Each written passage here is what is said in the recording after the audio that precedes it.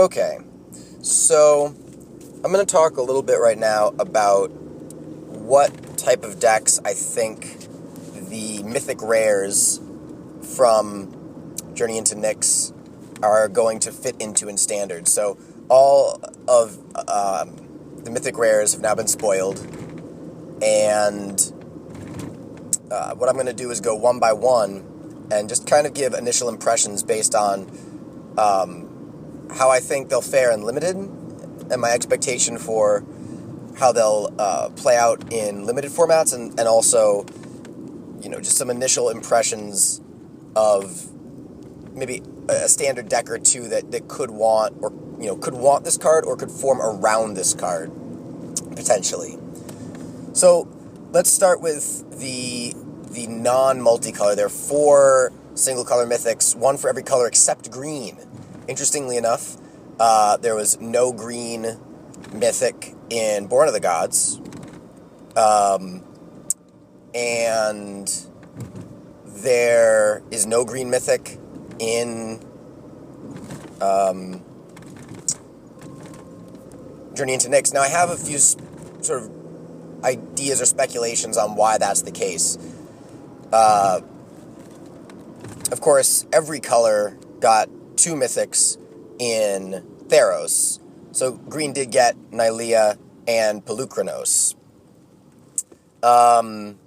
Because every color got a god and, well, not a creature. I mean, because I was going to say and a creature, but there's actually Stormbreath Dragon, Keranos, Master of Waves, Hythonia, but then there's Elspeth. So 4 of the 5 colors got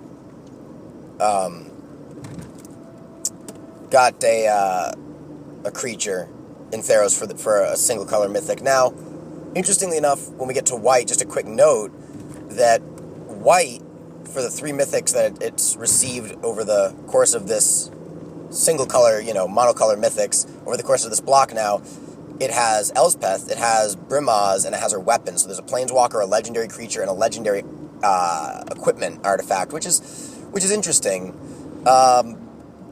Clearly, I think that emphasizes the heroes element of Athreos, that Elspeth and Brimaz are these heroic figures, and they really want them to be splashy, and they really want them to be present. I think the flavor of Athreos is beautiful, and that's something I think a lot of these cards capture.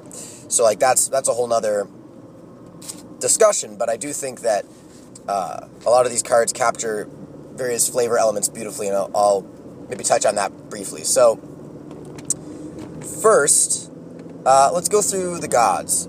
So, first, I want to talk about Athreos. We'll go alphabetically. So, I want to talk about Athreos, God of Passage.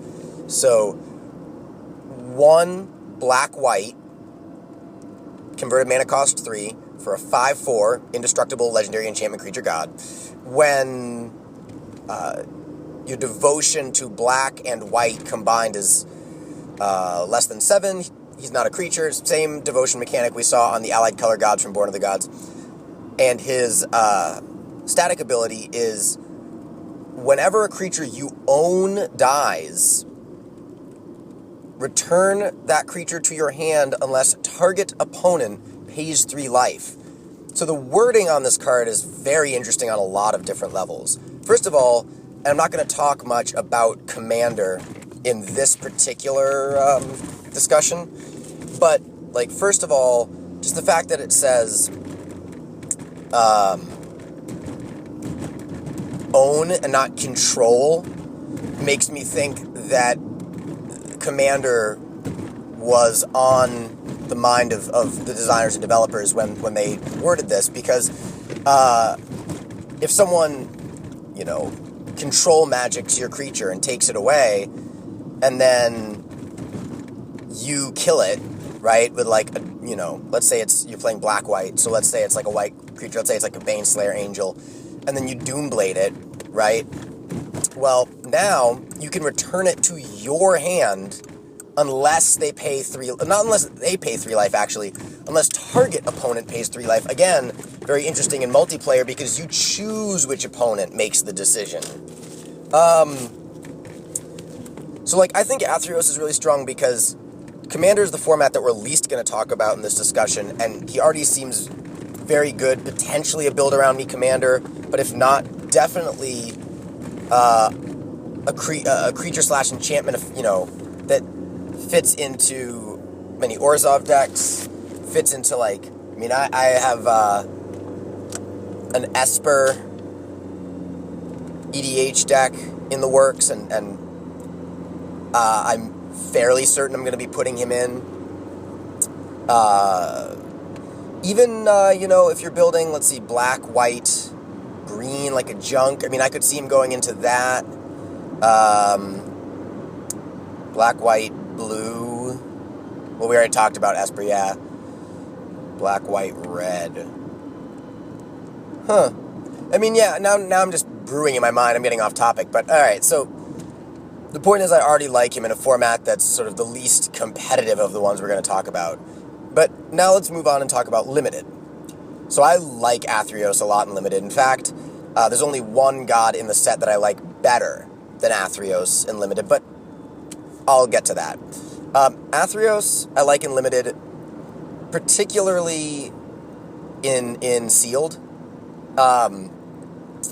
In a lot of cases, I think the gods, not that they're bad in draft, but I actually like them better in Sealed if you get one in your pool, because you can look at your pool, evaluate it, and you can see if you have the tools to build around the god or to make the god a key piece of your deck. You know what I mean? Like, in draft, let's say, you're sort of splashing red after pack 1, and pack 2 you open a Perforos.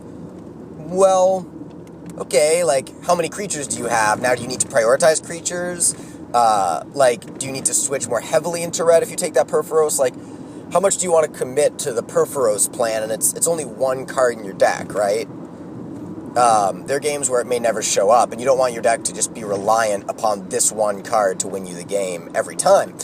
But in a sealed pool, let's take Athreos, for example. You can look at Athreos and say, okay, am I going to... Do I have any sacrifice outlets? Do I have, this would be a 3-color deck, but Timuret with Athreos makes for an interesting combination, right? And then you can look at your creatures and say, do I have a lot of low casting cost creatures that I can get back and cast again, very quickly, like 1-2 drops? And also, do I have ways of aggressively putting pressure on my opponent so that they won't be able to afford paying the 3 life? So, like, I'll get my creature back and be able to continue to pressure them.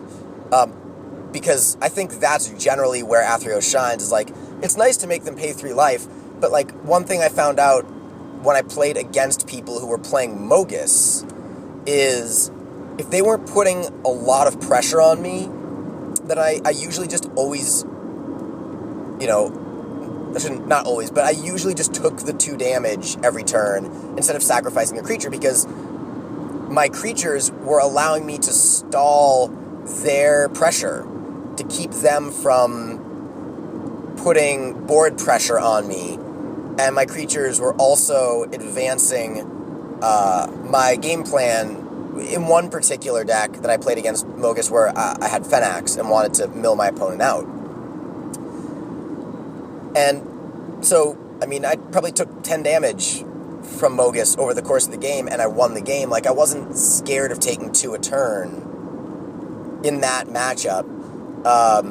3 a turn is, 1 more, it adds up. And on top of that, if you have a lot of creatures and you're just bashing in and you're being hyper aggressive, and they're not blocking, they're taking a bunch of damage, or they're not removing it, but if they are blocking or removing it, they're still paying life if they don't want you to get the thing back, so you're not losing card advantage, because either your card turned into, like, more damage, or at least equal damage to what it was probably going to deal in combat, or you get it back, and you're not losing a card for being hyper aggressive.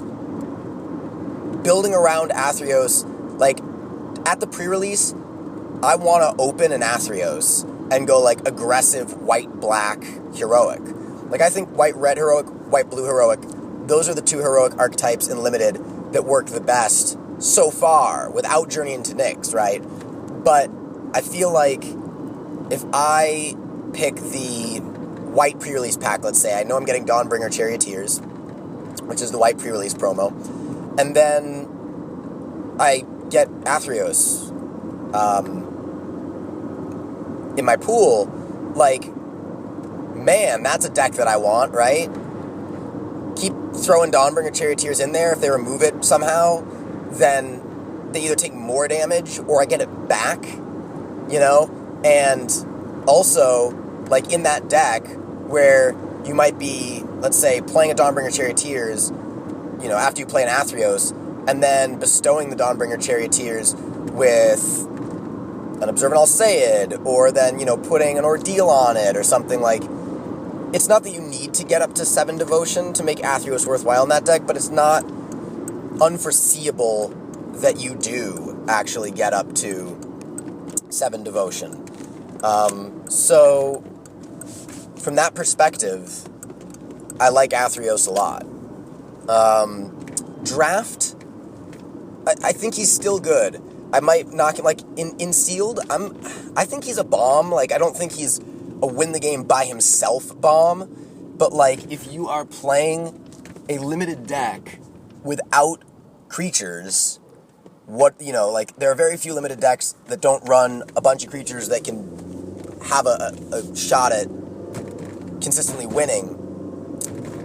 I think Theros, there are a lot of games that are decided on combat, and being able to attack, see what your opponent does, and then sort of plan out the rest of your turn afterwards. Like, maybe you have something in your hand you want to cast if your creature just dies, but maybe if they give you your creature back, you'll just recast it, or recast a couple of them, depending on what stage of the game you are currently, you know, a part of, and where the game is, whether it's early, mid, late game, etc. So, like, I think because Athreos is going to be a high pick, like, if you open him, you might first pick him. If someone else opens him and passes him to you, you know, there's kind of a low risk to taking him early. He's not going to make it around the table, right? Like, someone's going to want to build around this card.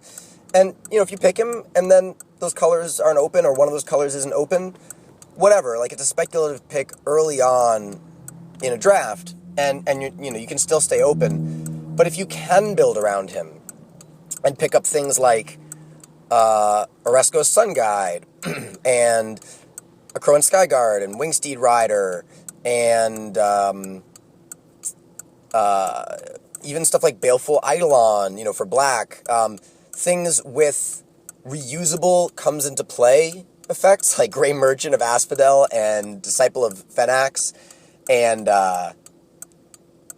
cards like that, even potentially Evangel of Heliod, right? Like, those cards get better with Athreos because you can attack with them, and you put your opponent in a really hard spot where they're like, okay, if I block and the thing dies and I want it to stay dead, I have to lose life anyway, but if I give it back to them, then they get to do stuff I don't want them to do to me again. Like, it puts your opponent in a really tough spot. So I feel like also black is kind of being underdrafted right now in the Born Theros format. I don't know if that's going to change when Journey into Nyx comes out, but if it does not, then playing kind of like a heavy black deck with Athreos with just a little bit of white seems like the way to go, because of all the black comes into play devotion abilities, like, and the stuff that we just talked about in creatures that are really good in black to reuse, like Baleful Eidolon and Keepsake Gorgon, things with Death Touch, etc. So now let's talk about Athreos in Constructed. So, as you might notice when you listen to the audio of this recording, I am in my car. I am not Mark Rosewater. This is not my drive to work. I'm just driving to various places in my life over the course of a few days while I record this. But it is raining really hard right now. So if you hear a lot of kind of rain, water hitting the windshield noise, I'm trying to record a lot of audio content for this card speculation preview video, and this is the opportunity, the time that I've found and carved out in my life to record these opinions, or these predictions. So let's move right along from that then. We'll talk about Athreos, God of Passage in Constructed, and I'm going to do this kind of briefly. I want to kind of move on. I don't want to spend too long on any one of these cards, and I also kind of do want to focus on how these cards will play in the format that I'm most excited for, like where the format where I'm most excited to see any particular card. And I think, for me personally, I'm most excited to see Athreos in Limited, especially because the Journey into Nyx pack will be the first pack opened in Draft. So you'll know early on in the draft, as I think I already mentioned, that you have the option of building around Athreos. He's first pickable, and if someone doesn't first pick him, like, it's not going to go too many picks later. So you're going to know early on if you have the option to pick him and build around him. In Constructed, I think he is going to be a player in Standard, if not for the remainder of this current Standard format. Certainly, none of us really know right now, I guess, except for Wizards of the Coast employees and maybe some people out there who've seen fragments of documents and whatnot, what M15, there have been a few spoiled cards, but really, like, M15 and Huey Block, Huey, Dewey, Louie, we don't really know what those sets are going to bring to the table for Standard. Looking at the current format, I have heard mention of course, there's been a fairly good fringe black-white humans deck. Athreos fits nicely in that. People have been talking about cards like Cartel Aristocrat and Zathrid Necromancer, and perhaps putting him in some sort of black-white heroic shell with Eidolon of Countless Battles and Hero of Iroas. So, I mean, these are all ideas. They're things to brew around, but there are certainly possibilities when you look at Athreos, the cards in Standard right now, and, kind of just start scratching your head and saying, what can I do with this? Obviously, if you want to make him into a creature, Obzedat already gives you 4 devotion right there, and with Athreos, that would be 6 on the board, with an Athreos and an Obzedat on the board at the same time. On the other hand, Obzedat, though you get to choose whether or not you want to exile him, at the end of your turn, there could be some weird interactions with that scenario and the sort of flicking on and off of Athreos as a creature due to that ability, and perhaps sometimes a game where that ability becomes necessary. Then again, I don't see why you would do a whole lot of flickering Obzedat in and out when you can just, either get Obzedat back or give your opponent a -3, life penalty, essentially, a tax for the finality of the creature kicking the bucket. The more I think about it, the more I really like Athreos' ability. One other comment that I want to make before moving on is I've heard people talk about his potential for Modern. Not many of the Theros or Born of the Gods have, by not many, really so far none of them have made any sort of huge impact in Modern. I guess they're like, Modern Merfolk. There have been builds that have popped up with Athasa here and there. I'm trying to think of other, I guess, some modern black devotion decks put Erebos in the sideboard as a tool against, well, obviously life gain, like Soul Sisters or Melirapod. But I have to say I don't know that much about the metagame in Modern. I currently am not actively playing Modern. I'm familiar with the format. I know what the major decks do. Like, I'm not in the dark, but it's just not a format that I am currently playing actively for various reasons. And so I definitely am interested to see if Athreos is a card that can break through into Modern. I've heard mention of his being used in Melirapod variants, potentially being used in a black-white aggressive deck, potentially being used in black-white tokens, where the emphasis is more on creatures that generate tokens, like Brimaz and Hero of Bladehold, as opposed to token-generating cards like Lingering Souls. I mean, I think those cards might still be in that deck.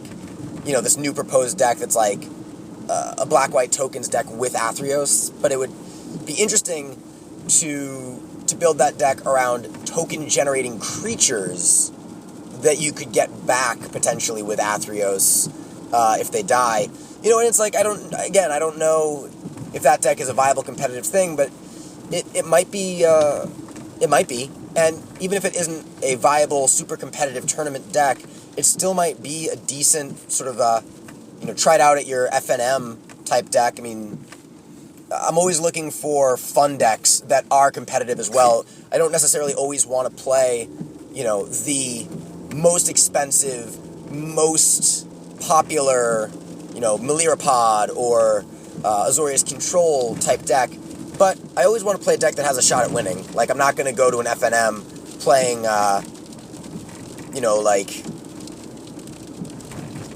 some kind of weird blue illusion deck. Like, that doesn't even sound interesting to me, even if it were good, but anyway, my point is that I think Athreos gets the creative juices flowing for me. He's a great card, in my opinion, and certainly where I'm most excited to use Athreos is in Limited, and specifically in Sealed. I'm really looking at my Sealed pools at the pre-releases, and if I get an Athreos, then I'm going to jump right to, do I have Grey Merchants? Do I have stuff like Griffin Dreamfinders? Do I have what it takes to put together a grindy white-black value deck, not unlike the ones that Marshall Sutcliffe of Limited Resources, he's played a deck like this on his Gathering Magic draft video series recently. He wrote an article for Daily MTG about it. He's been talking about it on his podcast. And Athreos would fit beautifully into that kind of deck. So, I mean, he would also fit beautifully into an aggressive black-white deck, so, because he only costs 3. That's why, one of the reasons why I like him so much is he doesn't ask a whole lot of you. Okay, moving right along, we're going to talk about the gods in order alphabetically first. So, moving right along, we are going to talk about Iroas, god of victory. So, Iroas is the red-white god, the Boros god. He is a 7/4. He costs 2 colorless, a white and a red, for a legendary enchantment creature god. All of the normal god things apply. The indestructibility, the devotion to 7 turns him into a creature, etc. His static abilities, there are 2 of them, although they're kind of linked, are attacking creatures you control can only be blocked by 2 or more creatures, and prevent all damage that would be dealt to attacking creatures you control. Now, this is interesting because it doesn't say combat damage, it just says damage. So that also prevents your attacking creatures from being destroyed by a burn spell. Or any other sort of non-combat damage source, like a creature's activated ability. Like Crackling Triton, something like that, like its sack ability. These things won't be able to damage your attacking creatures, so your creatures during your whole combat step are immune to damage. I mean, essentially, this kind of makes your creatures not indestructible, not unblockable, but sort of an imitation of those two. It's not quite as good as indestructibility, it's not quite as good as unblockability, but it's pretty darn close in many, many situations. I have to say I'm really excited about this god because I am building a Boros commander deck. Originally, it was going to use Anax and Cymede as the commander, or I guess in this case, commanders, plural. But I've been toying around with some of the other potential Boros commanders that I could use, like Aurelia the War Leader, Bassandra Battle Seraph, Gisela Blade of Gold Knight, and now Iroas. Now, of course, I think all of these cards are going to be cards that I put in that deck regardless of who the commander actually ends up being, and maybe from time to time I'll rotate the commander around and switch the deck up and make kind of a rotating Boros EDH deck, I sort of use the terms EDH and commander interchangeably when I speak, so that's just a thing. I really like him in that deck. I'm really, really happy that his abilities seem to fit what I want to be doing with that deck. Under any of its permutations, whether I'm generating creature tokens and pumping them, swinging in, with double striking creatures, like using something like True Conviction to get double striking lifelinkers, getting multiple attack steps with Aurelia or cards of the like, or pumping my whole team with Anax and Cymede targeting. Like, all of those things work well with Iroas. Making a bunch of token creatures harder to block, great. And protecting my whole army when they attack, which is what they want to be doing, so they can't get blown out by, like, an earthquake, or, I guess in Commander, I'd be more worried about coming up against wrath effects, and to that end, things like Elspeth Knight Errant's Ultimate, Avacyn Angel of Hope, and things that make, like, my whole team indestructible. Those two being very notable, cards that do that in one of the two colors that the deck possesses. That would probably be more valuable overall, but I'm still not, gonna poo-poo Iroas' ability here, because the redundancy is great. Or Iroas, I believe is the way to pronounce it, but Iroas. Redundancy is great in Commander. Redundancy is great because you're only allowed to have one copy of any non-basic land card in the deck. So I personally love him as an inclusion in a deck that I'm building. How good is he in just Commander, the format in general? I think pretty good, but I know Commander insofar as I know the decks that I've seen at my local card shop, my local game store. Like, I don't generally see Commander decks outside of that environment at the moment.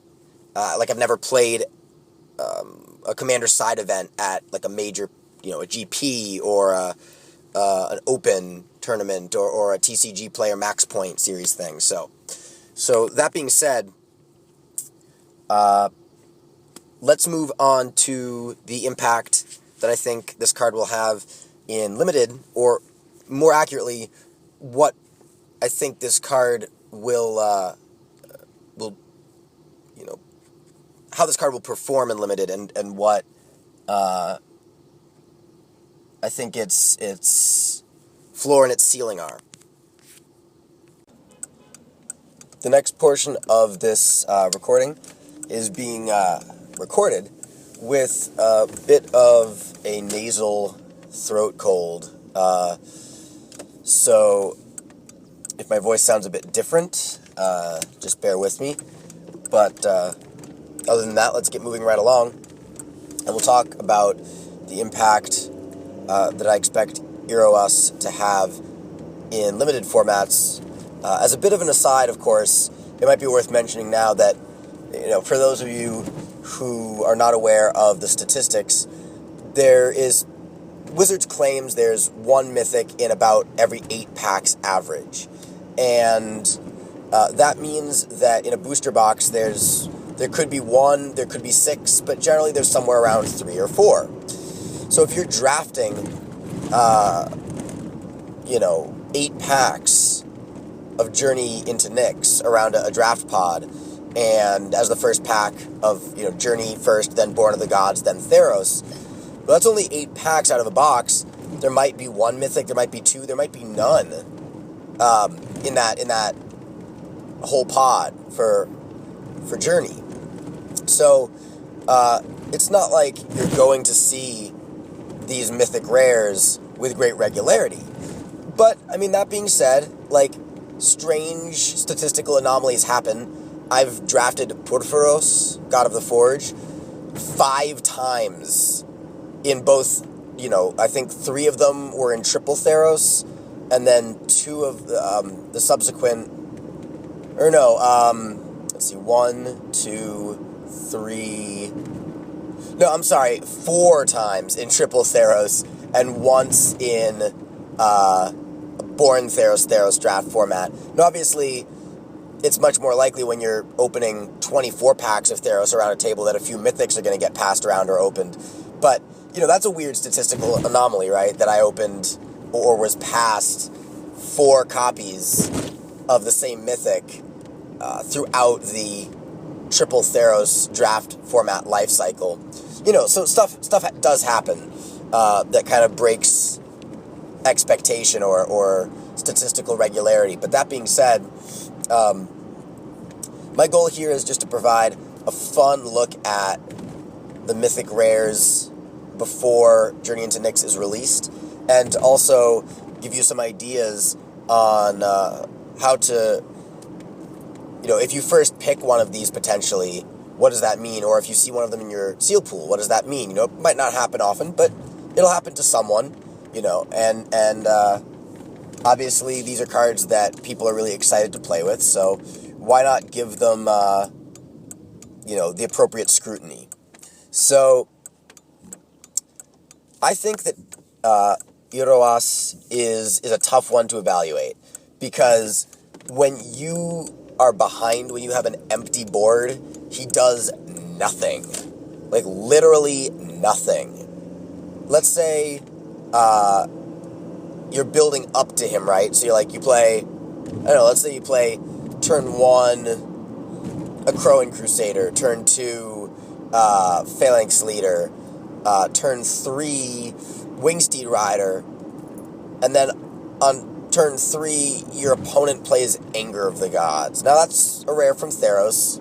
Not the most likely thing that's going to happen, but let's say in that situation, your opponent, even plays Scouring Sands and kills your Phalanx Leader and your Crowing Crusader, right? Okay, you still got the Wingsteed Rider in play, but Iroas, I think, has much more potential in Constructed, because you can build a resilient deck with many, many creatures and ways to protect them, like Boros Charm and Brave the Elements. In Draft or Sealed, that's going to be harder to do, maybe not impossible.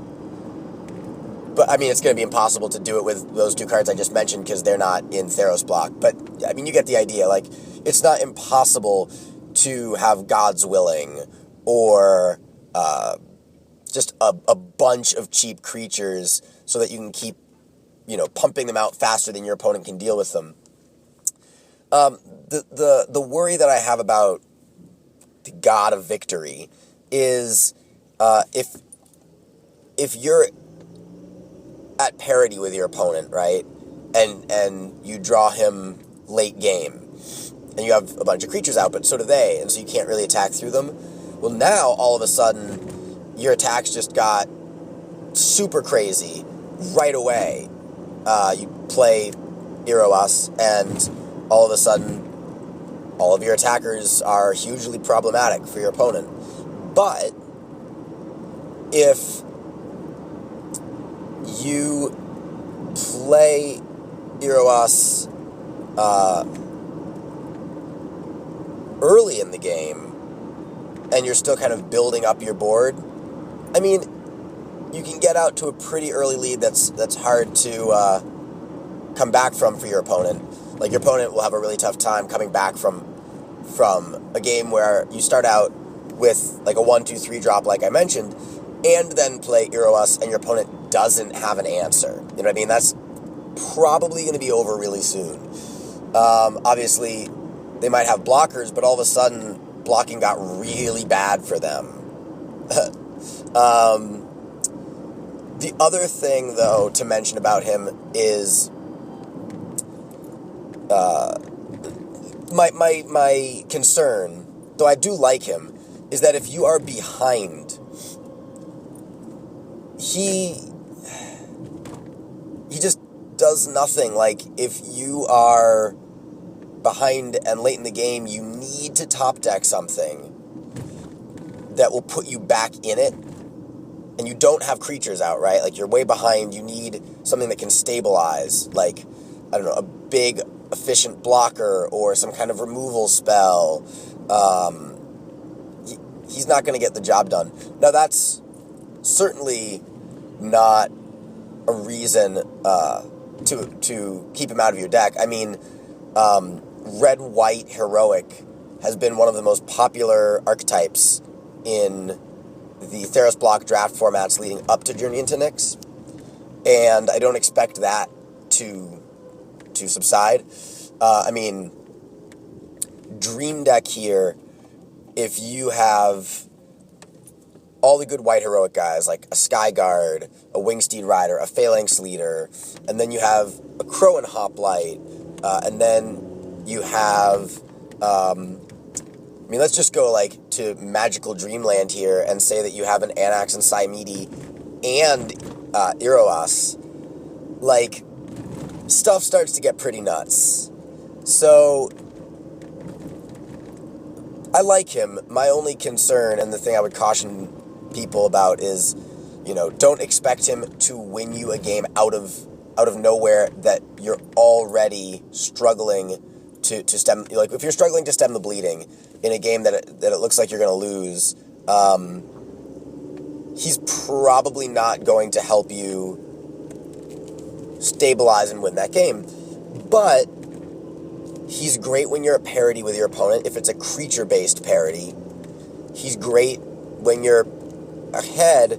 Obviously, like, if you're ahead, you're already ahead, but he can help you just push through, especially since aggressive decks are often the type of decks that enter into a game plan where they try to maximize their damage, try to get, you know, every point of damage through as early and as efficiently as possible, so that they don't leave their opponent with good outs, or at least they leave their opponent with quickly diminishing outs, and outs that are less and less impressive and less likely every turn. You know what I mean? And so I like him. Certainly, he's like Athreos, another card that, if I were to see him in my sealed pool at the pre-release, without hesitation, I would go to my red and white and say, can I make this deck work? And if not, that's fine. Like, I'm not really going to be disappointed if I can't play him. If I can't make that deck work, then I'll do something else. I'm not just going to play a subpar deck because I have a bomb. So I don't even think he's a bomb because he's like an enabler, and he's more of an enchantment, really, than a creature. Like, yes, there will be times where you can turn him on. Yes, his power is 7. Like, that's nothing to scoff at. But most of the time, you're playing him as an enchantment. His enchantment effects which really are linked, like I said. Those are enough to warrant an inclusion, I think, of Iroas in your deck. So, I think I've said enough about him. Moving along, our next card is Keranos, God of Storms.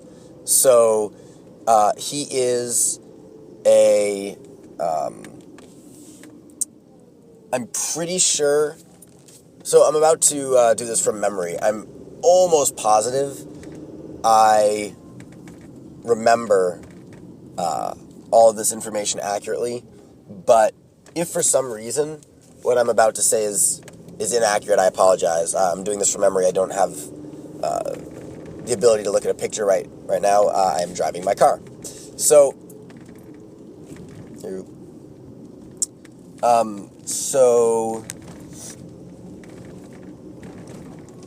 he costs a blue, a red, and 3 colorless. He's a 6/5, I believe. And with all the stuff, like indestructible, legendary enchantment creature god, 7 devotion to red and blue of any combination turns him on, etc., etc. The main thing is that he has one of the strongest enchantment abilities of really any of the gods.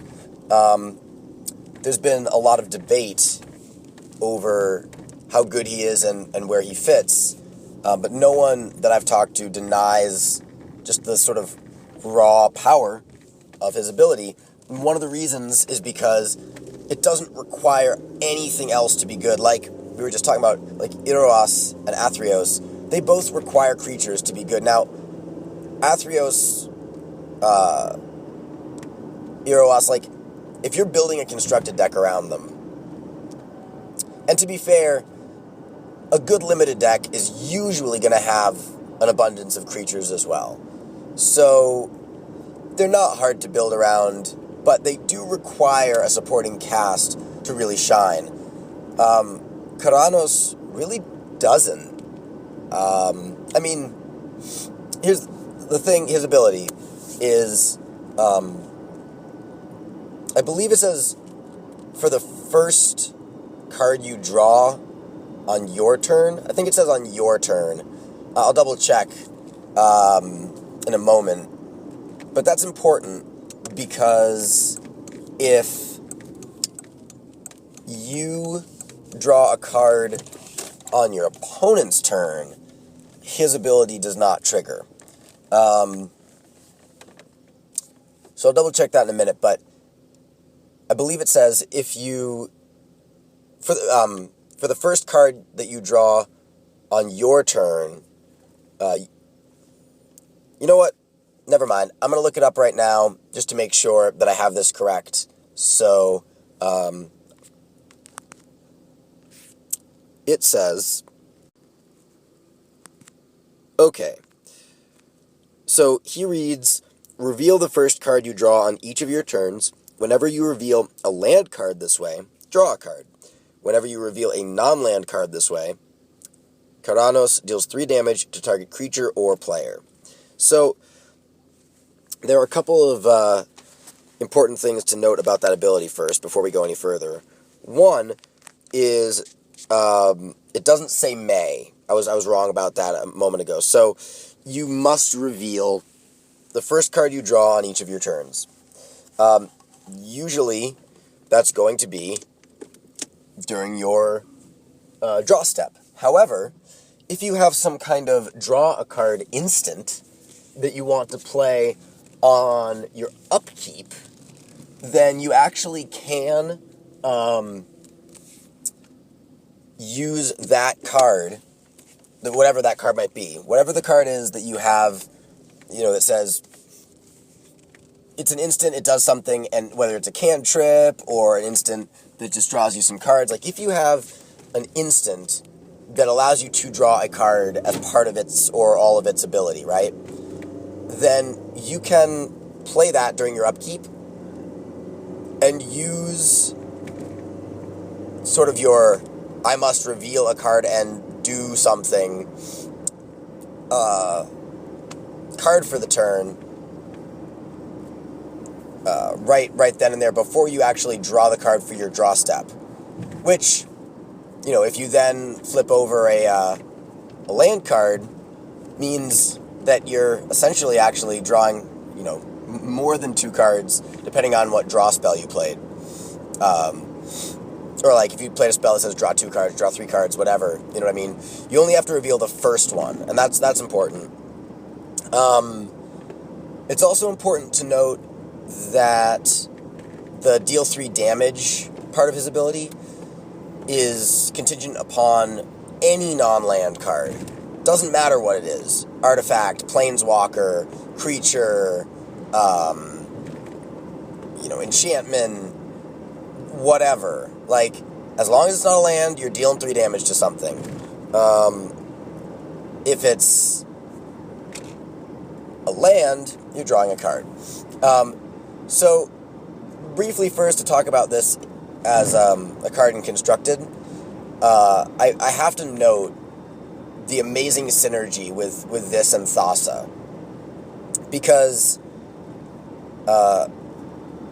Thassa's static ability lets you scry 1 on your upkeep. So before you draw for your draw step, Thassa allows you to look at the top card of your library, and, let's say you want to deal, let's say your opponent's at 3, and you want to deal 3 damage to them, end the game, right? And you scry with Thassa, and the top card is a land. Well, that's not going to get it done, so you scry it to the bottom, hoping that the next card is a non-land. Being able to slightly manipulate what happens with Keranos. I mean, red and blue have an abundance of scry in this block. I would argue, although I haven't done the math, that the majority of these scry cards are red and blue. So it makes sense that the red and blue god works very well with scry. Being able to set up, he works really well with things that allow you to scry more than one, obviously. Like Thassa, you're trading away a known for an unknown. And if that known is the thing you want, great, leave it on top. If it's not, you're still not entirely sure that what's beneath it is going to get the job done. But Prognostic Sphinx, which I still think at some point we'll see more standard play than it is now, which is basically non-existent. But I think at some point Prognostic Sphinx will see some standard play. And I think part of that is because scry 3 every time you attack is crazy with Keranos, because you can essentially every turn, in the ideal conditions, set up his next, activation, his next triggering to do exactly what you want. Similarly, doing something like, end step Magma Jet to your opponent will let you set up what you want to do with him. Scrying 2, obviously, if they're if they're both non-land or they're both land, you don't really get a choice there. You either put them on the bottom and take a gamble, or keep it on top and keep that effect. But I still think that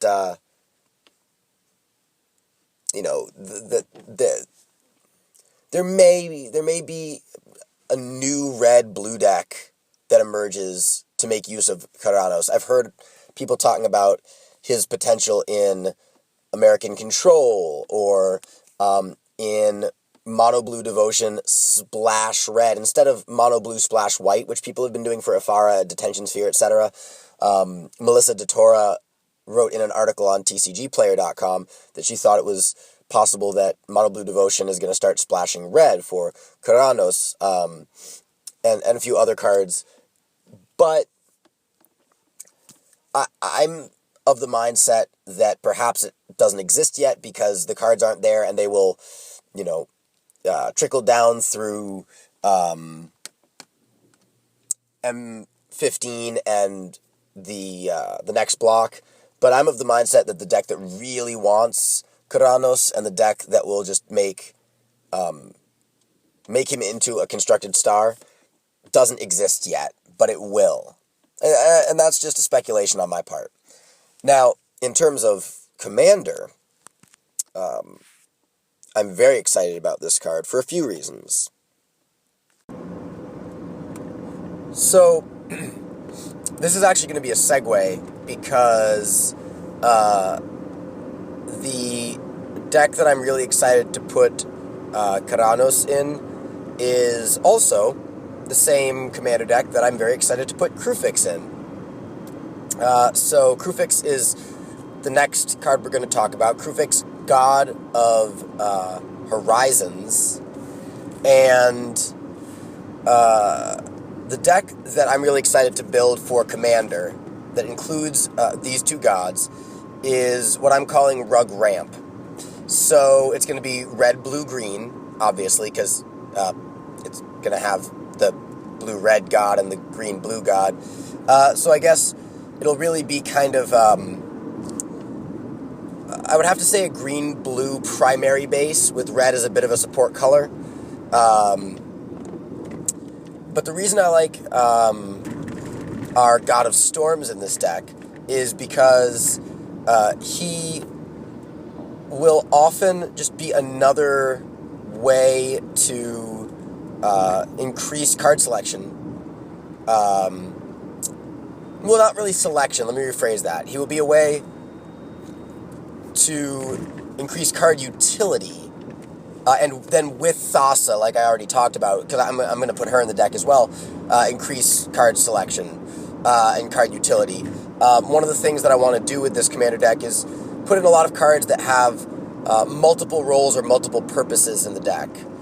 Cards like Awakening Zone, where it can serve to ramp me into obscene amounts of mana that I can then save up with Kruphix or Omnath, and then use with whoever I choose as a commander. Options are, actually the 4 rug options at the moment are Riku, Animar, Intet, and Maelstrom Wanderer. So there are reasons that I like all of them, and there are reasons that I dislike all of them. Like, there are pros and cons to each card. Right now I'm actually kind of leaning towards Riku or Animar, and I'm kind of waffling back and forth between the two, debating, amongst the voices in my head, the correct commander for the deck. So I'd actually be curious to hear what anyone watching / listening to this thinks about that choice, and what commander would work well in that a rug ramp deck for commander. But yeah, cards like Awakening Zone, that's a perfect example of the type of card I want in this deck. It can give me a bunch of little chump blockers. It can give me gradual resource advantage that I can then store up with Omnath or Kruphix. Being able to flash in creatures or use my mana on to store up my mana on every turn with Prophet of Kruphix. Being able to see the top card of my library with Oracle of Moldiah or Courser of Kruphix. And that, by the way, is another thing that works really, really well with Keranos. Is Courser of Kruphix or Oracle of Moldiah, because you know what the next card is going to be. So let's say you have Courser, Thassa, and Keranos out, right? Okay, well, I know what the top card is. So if I want that effect out of my next Keranos activation, then when Thassa's upkeep ability triggers, I leave that card on top. If I don't want the particular effect that card will grant, let's say it's a land and I don't want to draw another card, I want to deal 3 damage to a target, well, I'm not entirely sure that shipping it to the bottom is going to get me that effect, but I know that keeping it on top will definitely not get me that effect, so I'll ship it to the bottom in the hopes that I get that effect, unless the card on top is very good and I want to keep it to play it. But being able to sort of plan for that as the turns develop is quite interesting. And also, since your opponents will be able to see what card is on top of your library, usually that's kind of a downside. It's like, all right, well, I get upside out of my Courser, but the downside is I have less secrets. I have less information that I'm keeping from my opponent. But in this case, in Commander, it can actually be kind of interesting in a political sense, where all of your opponents know what's on top of your library. Let's say that card is going to be really good for the opponent to your right against the opponent to your left. Well, maybe that person will work out a play that works well for both you and them so that you'll be enticed to use that card against the person that they want it used against. And in that situation, the added information can create interesting game situations. So I'm really excited to create this Rug Ramp deck in Commander, and two of the cards that really got me excited to write out a primary sort of draft list, which, if anyone's interested, I can post that list on I can post that list either in the description. It's kind of a little long to post in the description for a YouTube video. I can private message it to someone if anyone's interested in seeing the list that I'm creating for a Rug Ramp deck, and if anyone has any suggestions or they think they might have some suggestions or they've built a similar deck in the past, obviously minus these new Born of the Gods cards. Obviously minus these new Journey into Nyx cards. Then I can do that. But definitely really excited about building that deck.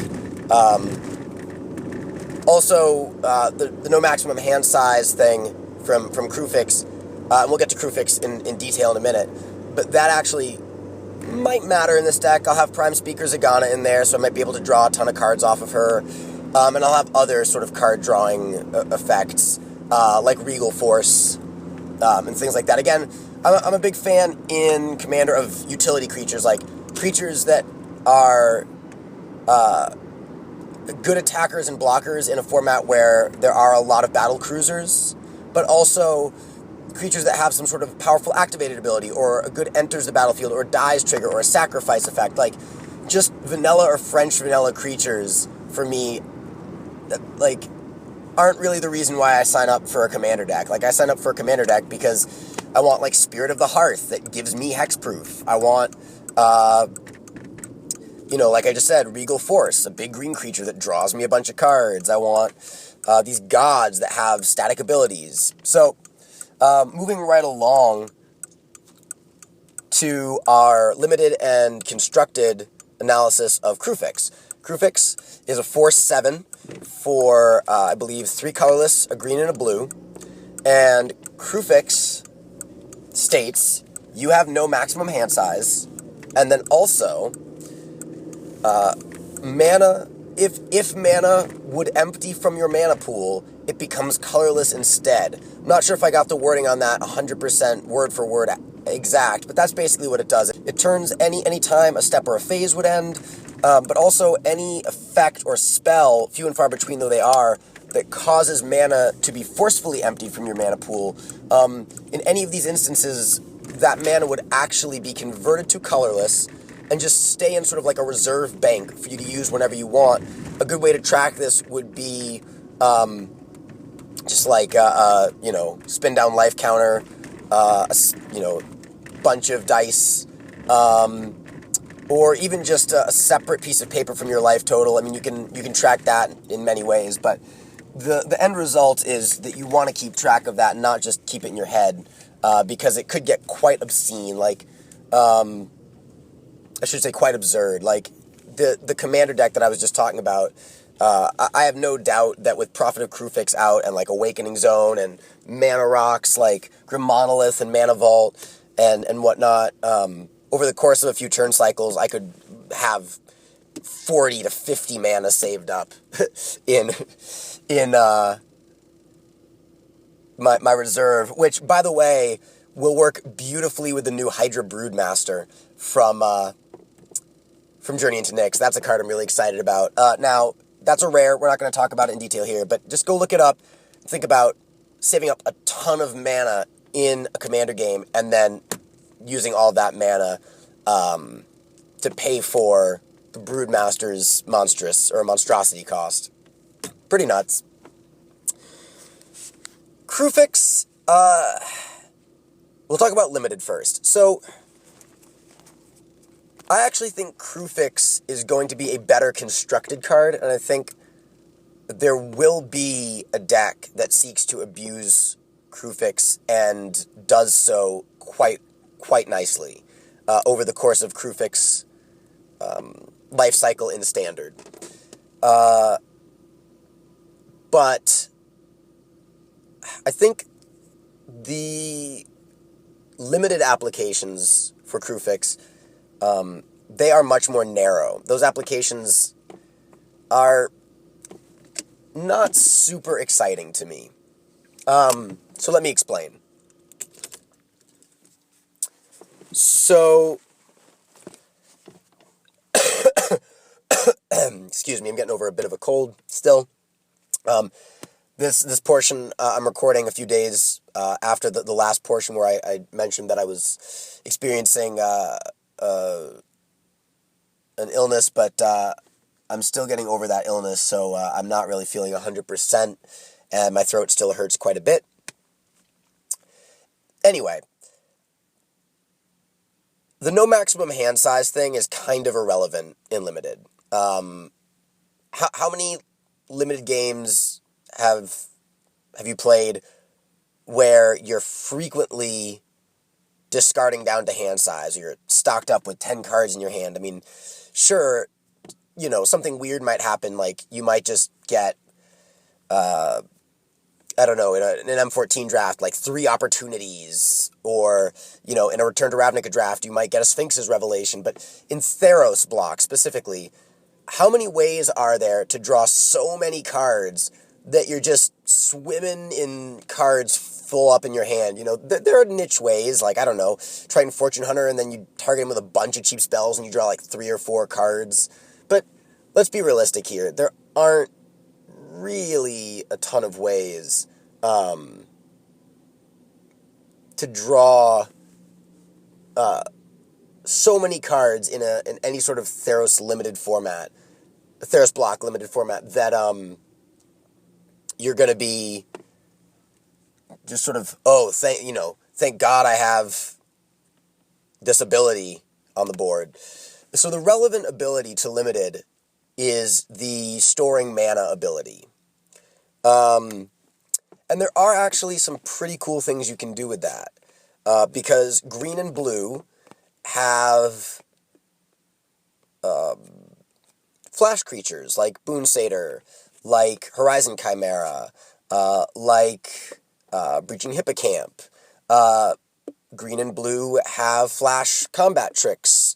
Mostly green, like Feral Invocation. But blue has interesting defensive tricks like Triton Tactics, or counterspells like Dissolve or Nullify. So, now, Nullify doesn't matter as much because it costs 2 blue, but if we're talking about colorless here, saving up a bunch of colorless mana can really be disheartening for your opponent, because it can really put them off balance, and they are potentially going to be constantly wondering what you have in your hand and what you're able to play. Let's say, you have like 6 mana on the board, and you play something that costs 4. You play like Nylea's Disciple. And now you have a green and a blue left open, and a bunch of colorless that you've stored up by at the end of your opponent's turns, tapping any mana that you're not going to use just to store it. Just saying, end step, I'm going to tap 3 of my land. Then you go to your turn, it converts to 3 colorless. And you do that for a few turns. You've got a reserve of colorless. Now, your opponent's going to attack, and they're like, okay, well, he's got a ton of colorless mana in his reserve and a green and a blue open. So does he have Horizon Chimera to flash block? Does he have Breaching Hippocamp to flash block and untap one of his guys? Does he have a Feral Invocation or a Savage Surge or, any number of things? And I think playing kind of a tricky deck, and I mean, Kruphix, his temple is the Temple of Mystery, right? So I think that the gameplay that Kruphix will encourage, at least in Limited, is going to fit that theme quite nicely, the theme of mystery, and it's going to really put your opponent off balance. So I think the most exciting thing to do with Kruphix in Limited is to build a deck, or ideally if you're drafting, do the best that you can to build a deck around Kruphix that relies on timing. It might be kind of a tricky deck to play because sequencing your spells and figuring out when to play what is going to be key in this kind of deck. You know, when do I hold back mana? What do I represent? If I have flash creatures, when do I play them? When do I store up mana? When do I use mana? There are a lot of intricate decisions that playing with Kruphix will create. I think a lot of experienced players will really like that, but I also think one of the benefits to playing with Kruphix is the ability to really cause your opponent to be wary of their next move. One more note about that point before I move on to a quick thought on Kruphix and his possibility in Constructed, or his possibilities, plural, in Constructed. I think that games probably will occur where you've stored up so much mana with Kruphix, especially limited games. Unless you have an X target. Kruphix obviously loves Keranos. Anything that costs like a colored mana and X is obviously incredible with Kruphix. A rug deck with Xenagos the Reveler and Kruphix. Now, obviously we're talking like corner case for limited here, but it's a build around me card and it has a lot of possibilities. I don't think it's one of the best gods for limited, but I do think that there are a lot of possibilities. Kruphix, god of possibilities. But the other thing about Kruphix is that leaving the right amount of colored mana available for yourself is one of the keys to sequencing spells. So generally, I think it's probably going to be best to fill up your mana pool and convert all that mana to colorless at the end of your opponent's turn, so you can then just untap and have your lands untapped for your turn, and use that reserve of colorless to help you pay for like a creature or something that you have to play at sorcery speed. But I think that it's important that people who are playing Kruphix remember to leave. Let's say you have a Sudden Storm and a Savage Surge in your hand. Well, definitely leave a blue source and a green source untapped, because unless you have Prophet of Kruphix, and that's going to be more of a constructed thing. But if you have just Kruphix, you'll be able to add that mana that is untapped to your mana pool before your next turn if your opponent does nothing. But if your opponent does something, and you then want to tap down, his or her creatures, or you want to play Savage Surge to surprise block one of his or her attackers, those are things that you will undoubtedly sort of be upset if you're unable to do because you mismanaged your mana. And that's one of the tricky things about playing Kruphix in general, is just managing your mana and the math that you need to, use to do that. You need to be kind of just really very focused when you're playing with Kruphix, I guess. So now let's talk just briefly about Kruphix in Constructed, and then we'll move on to Pharika. So I'm actually really, really excited to brew around Kruphix in Standard. And first, when I saw Kruphix, I was kind of disappointed. I felt like I had been expecting a Simic deck to really come together during the tail end of the Ravnica Athreos block Standard conglomeration. And at first, I didn't really see Kruphix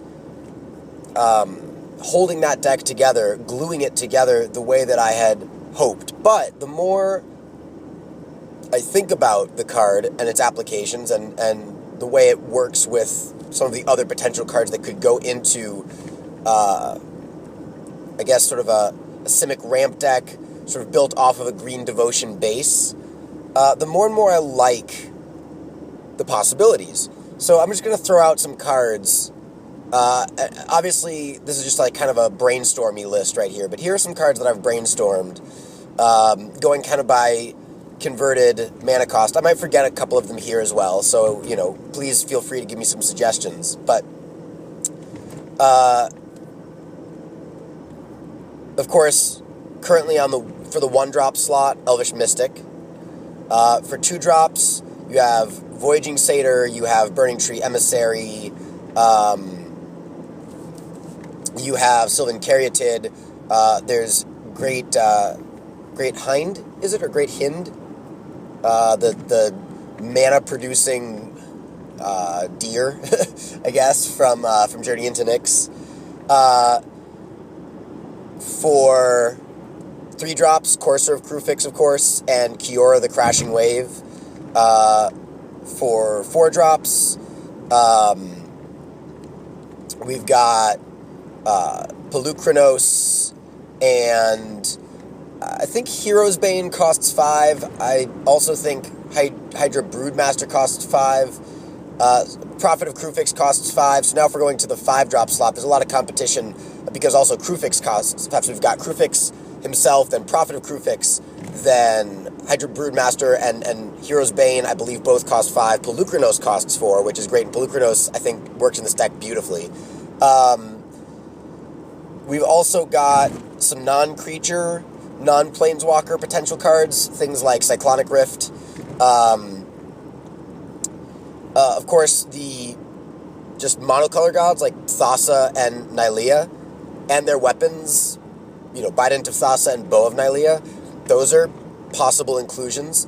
If we look back at more Return to Ravnica cards, Progenitor Mimic might even be able to find a spot in this deck, though I think the deck is too tight and too focused on ramping up, getting a bunch of mana together, and then using it to do crazy things with, like, monstrosing Keranos or Hydra Broodmaster, or just activating Hero's Bane's 2 green, 2 colorless, double the counters activation a bunch of times. Of course, Colonian Hydra should probably be discussed here, but there's nothing to do with them. Like, Colonian Hydra's great, might be a 1 or 2 of in the deck, but I'm interested in finding ways to use tons of mana, way earlier than you should be able to. Flamespeaker Zagana, obviously, is good in this deck, because this deck will not only want a way to refill its hand once it kind of dumps its threats on the board, but it also, if Kruphix is out, will have no maximum hand size, so there's no downside to just drawing, it's not like you'll have to discard cards at the end of your turn if you have more than 7 cards and Kruphix out. That also brings me to the idea of card drawers. So, like, other card drawing spells might find a home in this deck. I'm not entirely sure. It's possible that Jace, Architect of Thought, wants to be in this deck. It's possible that Jace, Memory Adept, wants to, at the very least, be in the sideboard of this deck. So, just to throw out another Planeswalker, I don't think this is a deck that really needs Garruk, Caller of Beasts, but if we're just throwing out a brainstormy list, he can certainly be on it. This is a deck I'm really excited about, and I'm also really excited that a lot of the cards that I mentioned for this potential archetype won't be rotating in September. Who knows what M15 and the fall set will offer to this potential archetype, but sure, like Flamespeaker, Cyclonic Rift, those things will rotate, but, Kruphix, Kiora, the Courser, the Prophet, Voyaging Satyr, Sylvan Caryatid, the 2 Hydras, the 3 Hydras, I guess, counting Keranos, the gods, of course, Thassa, Nylea, the monocolor gods, their weapons, like, those things will all be in standard, during the next standard iteration as well. So I think this deck has a lot of potential, a lot of promise at just really like overwhelming your opponent with power, with just creature power. I think Polukranos is going to be really key in this deck because there are going to be many games where you get to a point where you have so much mana stored up, hopefully with Kruphix, that you can just monstrous Polukranos for so much that everything on your opponent's side of the board dies, and then you just swing in and win. It goes without saying that this deck wants Nykthos, like not only I'm sorry, Kiora's Follower. You listeners, a lot of you guys were probably yelling, Kiora's Follower, why aren't you mentioning Kiora's Follower? So yeah, I mean, the ability to not only untap any permanent, but to untap Nykthos, to untap any land. I mean, just to continue ramping yourself into huge monstrous activations. Or another thing too to mention with this deck, I mean, there are a lot of like creatures vying for sort of the kill spot, or like the big fatty spot, but I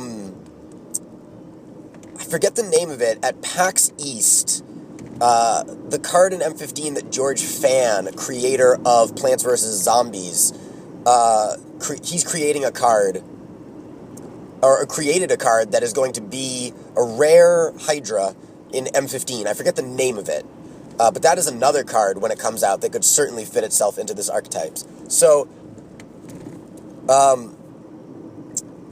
right, Kiora's Follower is another card that won't rotate and also really fits in this deck nicely, because with Kiora's Follower and Voyaging Satyr, the ability to untap Nykthos after activating it once, activate it again, potentially with both of those cards, a Satyr and a Kiora's Follower on the board, untapping it again and activating it again will allow you to generate insane amounts of mana on a single turn, which, you can then use to, like I said, monstrous Polukranos for a ton.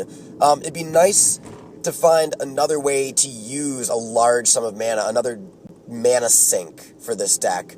Ideally, I'd like some kind of X spell, which is one reason why, although it stretches, I mean, the deck is already pretty packed for potential playables, but I have also thought about this deck being a rug deck, for a variety of reasons. One, that gives you access to red and red-green X spells like Clan Defiance, or like even Volcanic Geyser, just to throw out some that are in standard right now. There, are probably better X spells if I really thought about it. Maybe not, but it gives you access to stuff like that. It also gives you access, at least until he rotates out to Domri raid. And I don't even necessarily think, I mean, Domri's good in this deck. There are opponents against whom he would be kind of slow, and you might want to sideboard him out, or he might even be a sideboard card. But if you one of the benefits to going with Rug would be the ability to splash for damage spells, or any kind of X spell that I talked about. That usually those spells, damage X spells, tend to be in red or red and something. But the other benefit to splashing red would be Xenagos the Reveler. I think Xenagos would be very good in this deck, because of actually his plus ability. I think in this deck, the ability to just continually generate mana while ticking up to his ultimate is actually pretty good. And I mean, in a pinch, he can create creatures for you. I also think, I mean, splashing red would potentially give you access also, if we're talking big, fancy cards, to Keranos and Xenagos, God of Revels. I'm not really entirely sure how much the deck wants those cards, considering how tight the 5 spot is going to potentially be, even just in a Simic build, and how many of those cards seem more impactful or more sort of like integral to the synergy of the deck. But certainly, like,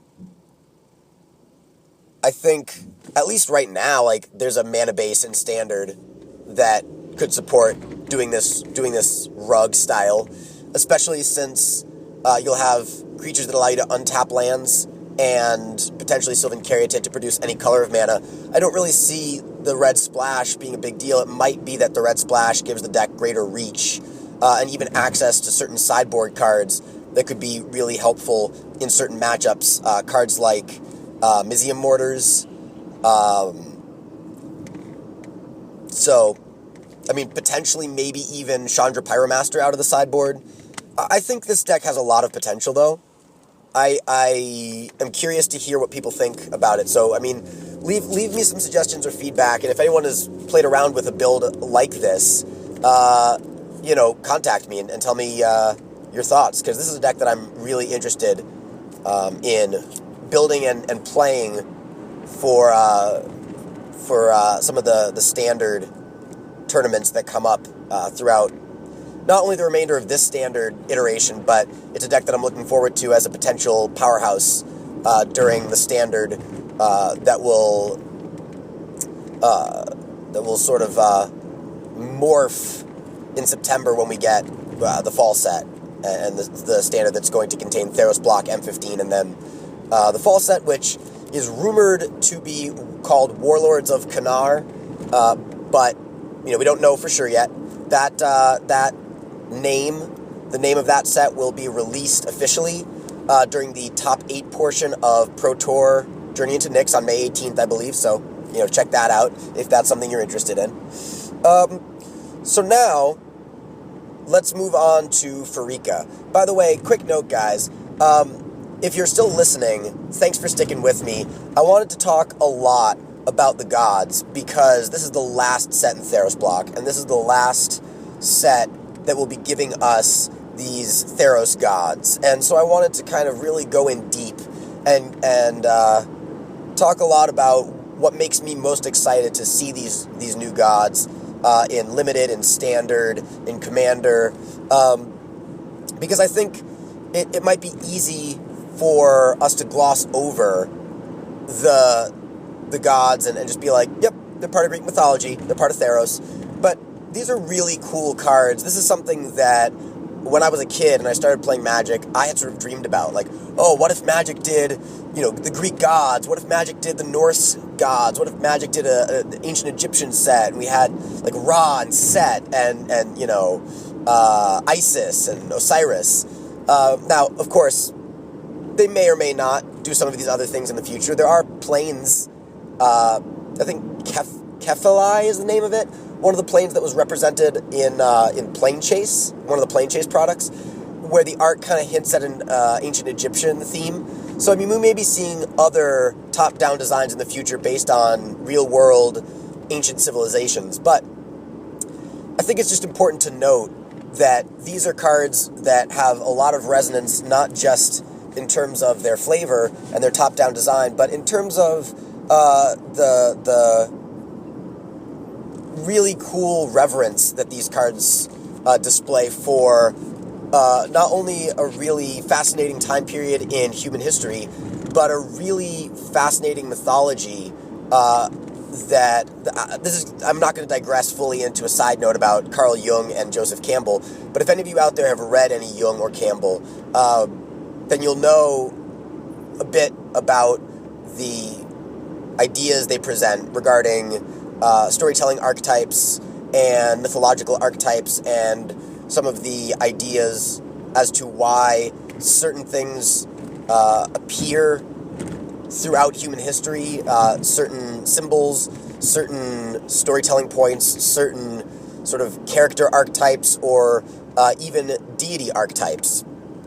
And so I think for Magic to represent that in their own way, riffing off of Greek mythology and Athreos block, it's really touched me. It's something that I'm really, really happy about, and I wanted to spend some time giving these constructions, these creations, I think the attention they deserve. But when I start talking about the remaining 5 mythics after Pharika, I'm going to go a little faster. I know some people like long, detailed, in-depth, kind of podcasty. I guess this really is kind of like a podcast, things to dig their teeth into, and some people just want quick bullet points. This is obviously not as much for the quick bullet point people, and I acknowledge that, but I'm going to try to just be a little bit more succinct when it comes to the non-god mythics. So, Pharika. Pharika is a 5/5 for a green, a black, and a colorless. All the sort of normal god text, indestructible, devotion to green and black of 7, counting Pharika. The casting cost of Pharika itself will turn Pharika into a creature, blah, blah, blah, blah, blah. Now, Pharika is interesting because Pharika has an activated ability. And if you've been following along, Athreos has a triggered ability. And Keranos has a triggered ability. And Iroas has a triggered ability. And Kruphix. I guess Iroas, it's kind of a static ability, but it's triggered when you attack. I'm not actually sure, rules-wise. I think that is considered a triggered ability. There are all sort of static abilities that trigger when a certain condition is met. And then Kruphix has a static ability, just you have no maximum hand size. And then also another one of these sort of static abilities that triggers when a condition is met. There's unused mana in your mana pool at the end of a step or phase, it gets converted into colorless. And if you go back to Born of the Gods, Phara has a triggered ability. Xenagos has a triggered ability. Let's see. Mogus, triggered ability. Then trying to remember the other one that isn't Phenax, because Phenax actually does have a bit of a misnomer, a bit of a weird one. So let's see. The other one that I'm trying to remember would be Karametra, and she has also a triggered ability. So 4 out of the 5 multicolor gods in both sets do not have activated abilities, but one of them in each set does. Now, Phenax grants an activated ability to your creatures, as well as when he's a creature himself, grants the activated ability to himself.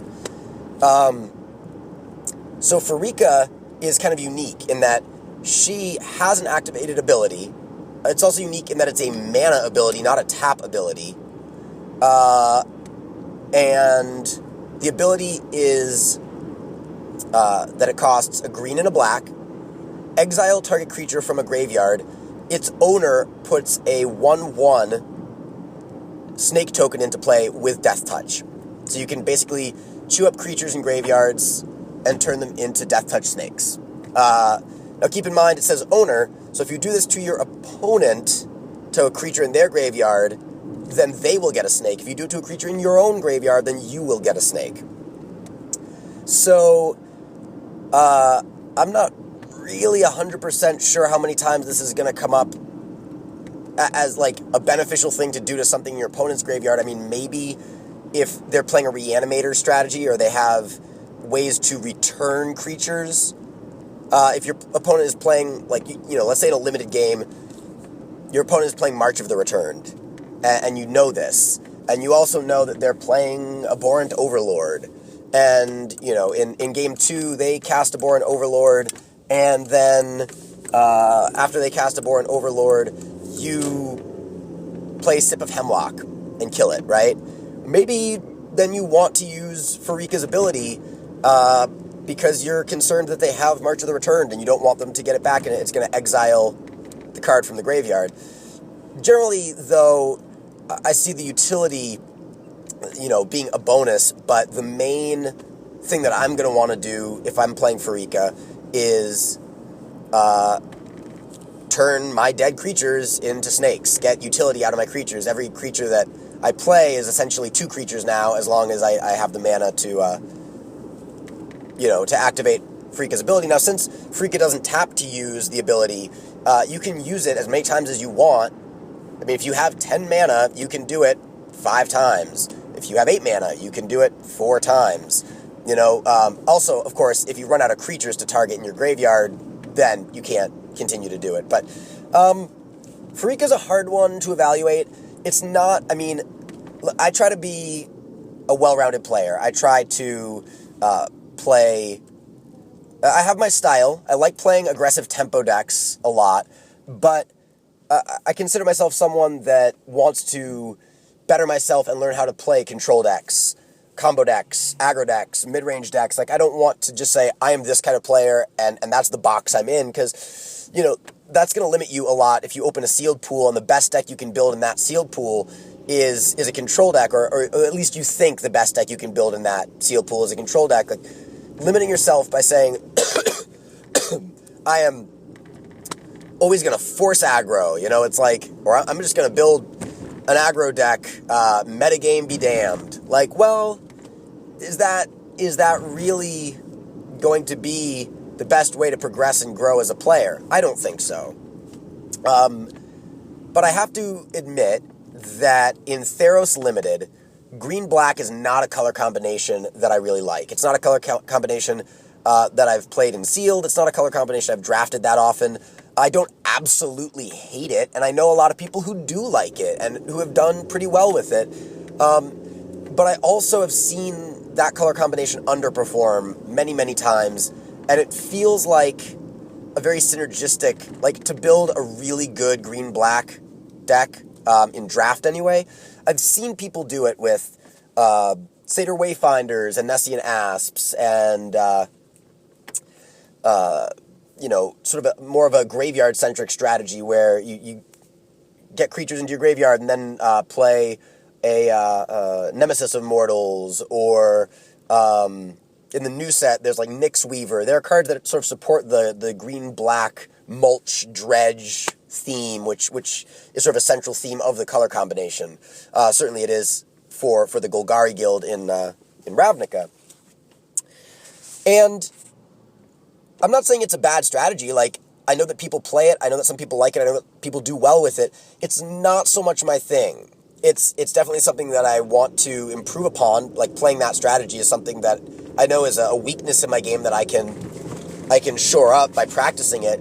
But it's also the kind of thing where, like, at pre-release, I think Pharika is going to be kind of a difficult card to play with. If it's not the type of card that you're comfortable with, I'm not sure how good it's going to be in Limited. We're talking about Limited right now. We're starting off with that. So,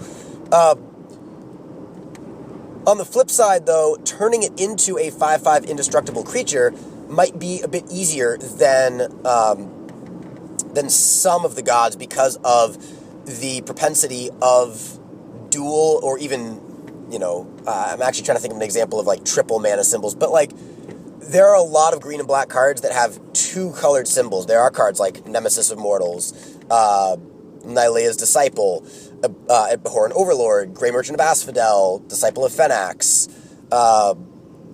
There are good cards in the color combination that have a double black or a double green requirement. And then the gold cards, though few and far between in this block, but like Pharika's Mender, or Reaper of the Wilds and Athreos, those two cards, both from Athreos. Being able to get Pharika to become a creature in a creature-based green-black strategy is fairly reasonable. I see that happening a decent percentage of the time when you build a deck in that way, in a way that supports that strategy. So just looking at it as a 5/5 indestructible creature for 3 that a turn or two later is, more likely than not in a lot of cases to get turned on as a creature is definitely just one consideration that sort of sweetens the pot, so to speak, and would cause me to think about Pharika as just a creature in that regard, because the important thing to remember about her ability is it's not a static ability, it's not a triggered ability, it's an activated ability that you have to put mana into. If you don't have creatures on the board, or you don't have permanents on the board, and you're using your mana to do other things, Pharika does nothing. Pharika is not a creature. Pharika has no ability. Like, unless you have mana to put into the ability or permanents on the board that turn Pharika into a creature, Pharika does nothing. So, like I just said, for limited, it's a very hard card for me to evaluate. I'm tempted to kind of give it a bit of a lower grade than some of the other gods, maybe than all of the other gods in this set. To just put it out there right now, like, this is the one that I'm least excited about playing, at least in limited. That being said, the ability to kind of hedge your late game with, a bunch of, like, hedge against mana flood or hedge against just sort of like bad late game draws where you're bricking, you're drawing land, or you're drawing spells that don't do what you need them to do at that point in the game if you're at a stalled board state. At that point, if you have some dead creatures, like, Pharika is a mana sink and a way to get creatures out onto the board, whether they be blockers that can take care of almost anything your opponent can attack with on the ground, or whether they be, good bestow targets, or even just good enchantment or combat trick targets.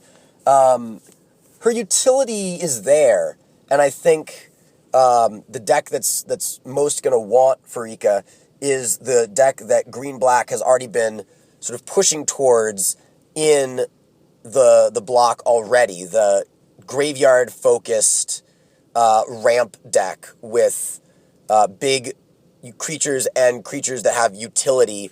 Like I said, things like Disciple of Fenax and Grey Merchant of Asphodel being some of the big ones, or a creature from Born of the Gods like Servant of Timuret, or from the new set. There are a lot of good green creatures actually in the new set, so that's something to consider in Journey into Nyx. There are a lot of interesting green creatures. There are a lot of interesting green, like there's a really interesting green Strive card. I believe it's called Strength from the Fallen, and that has a graveyard connection as well. Off the top of my head, I'm not remembering specifically what that card does, but there are options for Pharika, but I may not be the most well-qualified person to explore all of them. Again, seeing as how this color combination and this archetype is not something that I have a great deal of experience with. So, moving on quickly to touch on Pharika's constructed and commander. I guess commander is a constructed format, but like standard and constructed applicability or the potential uses for Pharika in these formats. I'm not really all that interested in Pharika's role in standard, or really Pharika's uses in commander. It's just, I mean, obviously you're getting the impression that I'm not that high on this card, and I'm not. Like, because I feel like if you're playing a constructed deck that's green-black or green-black-white, and you're intentionally getting things into your graveyard, you probably are going to be at some point reanimating them, or your intention is to at some point reanimate them. And I'm not really sure how exiling them to turn them into snakes fits into that. Like, I mean, I'm just struggling to find a way to really break Pharika. Like, I want there to be something I'm not seeing that just makes the card obscene. But, hey, if someone listening to this can think of something, let me know. But I want to keep this moving, so the only thing that I'll say is I really am struggling to find a place for Pharika. I don't really have a commander deck that wants her. Like I said, let's say I'm playing Gerard, right? He's kind of a popular graveyard Golgari commander. Well, like, I don't want to be exiling my creatures from the graveyard, and I don't want to be giving my opponents snakes. And if they're playing a reanimator strategy, then I am okay with giving them snakes, but I don't know if anyone I'm playing against, I mean, it's like, sure, if I have a regular play group, and one of them plays reanimator, Pharika might be a good hedge against their plan if you're like in a regular commander group. But if you're just going to the local game store and, you know, with a commander deck and casually asking some people if they have a deck that they want to play in a multiplayer commander, you know, casual game, it just seems like there are better cards that you could put in a deck, and that certain strategies are actually harmed by Pharika. As far as standard goes, I mean, same sort of thing. Like, let's say you're playing Junk Reanimator has been a fringe but still fairly accepted standard deck as of late, with Obsidat's Aid, and I believe Brian Bronduin played a variant of that deck against Chris Van Meter on one of his Versus videos on StarCityGames.com.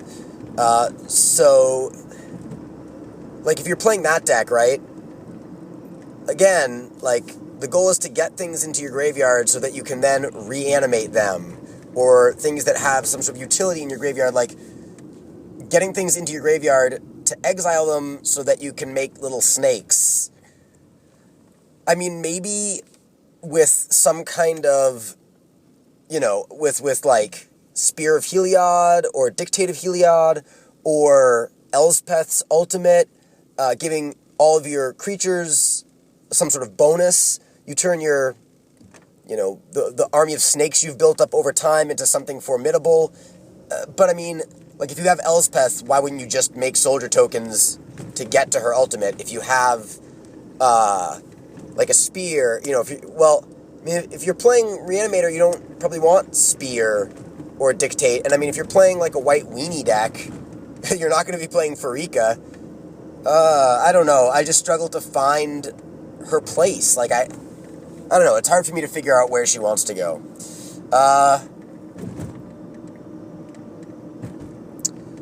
So, I wish I had more to say about Pharika, but I don't. So that wraps up the God portion of this recording, and now we're going to be moving on to talk about the remaining 5 mythics, and as I mentioned, this is going to be a little bit more brisk. Alright, so we're going to talk about the remaining 5 mythics in alphabetical order. So we're going to start with, I guess, an extension of the God topic, because we are segueing into the rest of our mythics with the only Planeswalker in the set. And this is Ajani, Mentor of Heroes, the first ever Selesnya Planeswalker. This iteration costs 3 colorless, a green, and a white. And he starts with a loyalty of 4. He has 2 +1 abilities, and that's really big in evaluating this card. His first one allows you to put 3 +1/+1 counters distributed as you choose among creatures you control. So you could put 3 counters on a single creature, or you could put 1 counter on one creature, 1 counter on another creature, and 1 counter on a third creature, or you could put 2 counters on one creature and 1 counter on a second creature. Like, you know, you can distribute these counters however you want among your creatures. You have 3 1/1 counters to distribute as you choose. The second +1 ability that is on this card allows you to look at, again, I'm driving, so I don't have it right in front of me. I don't know if you have to reveal it. You look at the top 4 cards of your library, and you may put an aura, creature, or planeswalker into your hand. So no artifacts, no land, and I don't believe you can just put a regular old enchantment.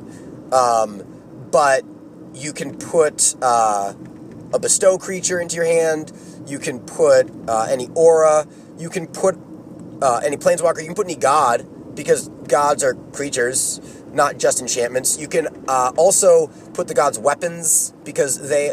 no, you can't. I'm sorry, because those are artifact enchantments. I don't believe you can put non-aura enchantments or artifacts into your hand off of this ability.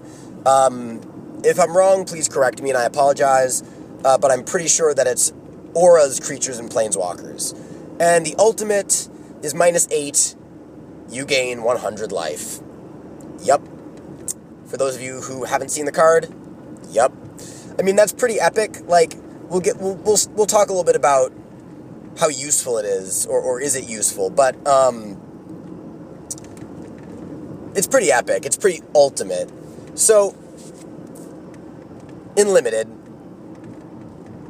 Planeswalkers are always crazy. Like, even the not-so-great ones, even the ones that are kind of on the fringe of you know, what we can, like, a good example of this would be something like Chandra the Firebrand.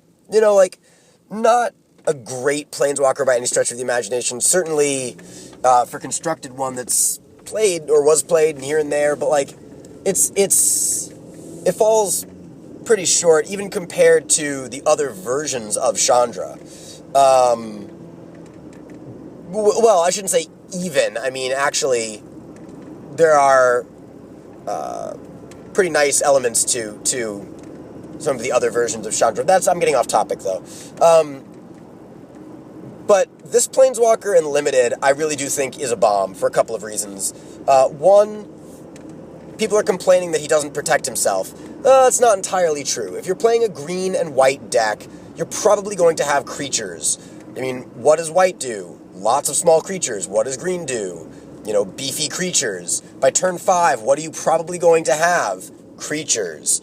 And when you play Ajani, what's going to happen to at least one of those creatures? It's going to get bigger.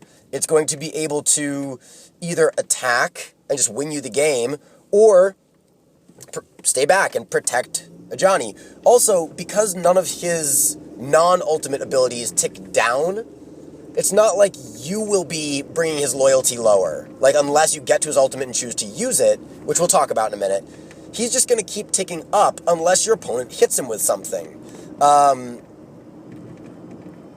And because his first ability, like in Limited, because both of his abilities rely on creatures, like, his first ability does nothing if you don't have creatures out. His second ability, since in Limited, you're probably not going to have a ton of Planeswalkers, if any others, in your deck.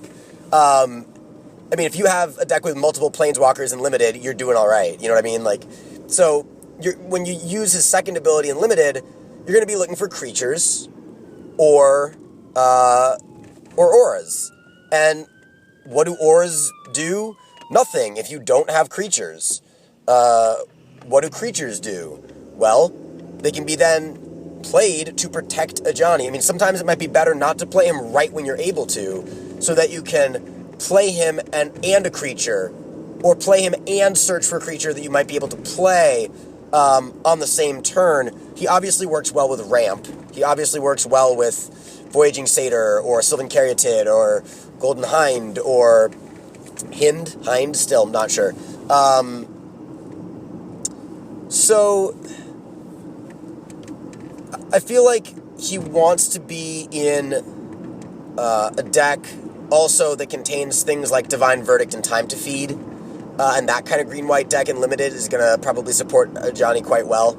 I think he might be a little better in Sealed than in Draft, but that's a marginal. Like, for this card, I don't think there's a huge gap between his usefulness in Sealed and his usefulness in Draft, but like, I certainly think that in Sealed, he has, to me, he seems like he has bomb status. It's important to remember, though, that, like, on an empty board, he still digs, you know? Like, even if your opponent can destroy him, like, he'll still dig for a creature or a planeswalker, and, like, if you build your deck around that notion, how many times are you really going to brick out of 4 cards? You know, if most of your deck contains creatures, bestow creatures, in this block, auras are plentiful, like, it's very unlikely that a large percentage of the time you will just find nothing to put into your hand out of those 4 cards you get to look at. His ultimate is kind of silly, like, it's kind of just, if you get to the point where you're actually able to use his ultimate, you're probably just going to win. But I mean, yeah, if you get to the point where you're going to use his ultimate, it's like, okay, how many turns have you been using his other abilities? How far ahead are you? But the important thing to note is that because he doesn't tick down at all, like, it's icing on the cake. It's not like you have a choice or, like, a tension between, you know, for example, Elspeth. Let's use Elspeth, because she's relevant to this block, and she's a limited bomb. But when Elspeth comes down, sometimes there is a decision to be made. Sometimes you have to decide, do I want to make 3 soldiers and start ticking up towards her ultimate? Or does my opponent have, you know, a couple of monstrous creatures that I want to destroy right away at the expense of losing loyalty? With Mentor of Heroes, with Ajani, Mentor of Heroes, there's no conflict. Like, every time you use an ability, unless it's his ultimate, but every time you use one of his non-ultimate abilities, you're ticking up. So by the time you get to 9, 10, however many loyalty counters where you can use his ultimate and keep him around, like, if the game goes that long, heck, why not? Like, do it as an insurance plan, you know what I mean? Like, you never know what's going to happen in a game of Magic that's that stalled out. If you get to that point, obviously, like, there is something that is preventing the game from concluding. There is some sort of board state that is leading to game where there's no clear path to victory for either, or at least there's no clear path to victory that either opponent recognizes. You know, it's stalled. And, like, I don't think his ultimate is the reason you play Ajani, but it's certainly not a downside. Like, it's there, it's a bonus, it's added value. If you get to use it, great. You know, your opponents are probably not going to deal you 100 points of damage after that. You'll probably win that game.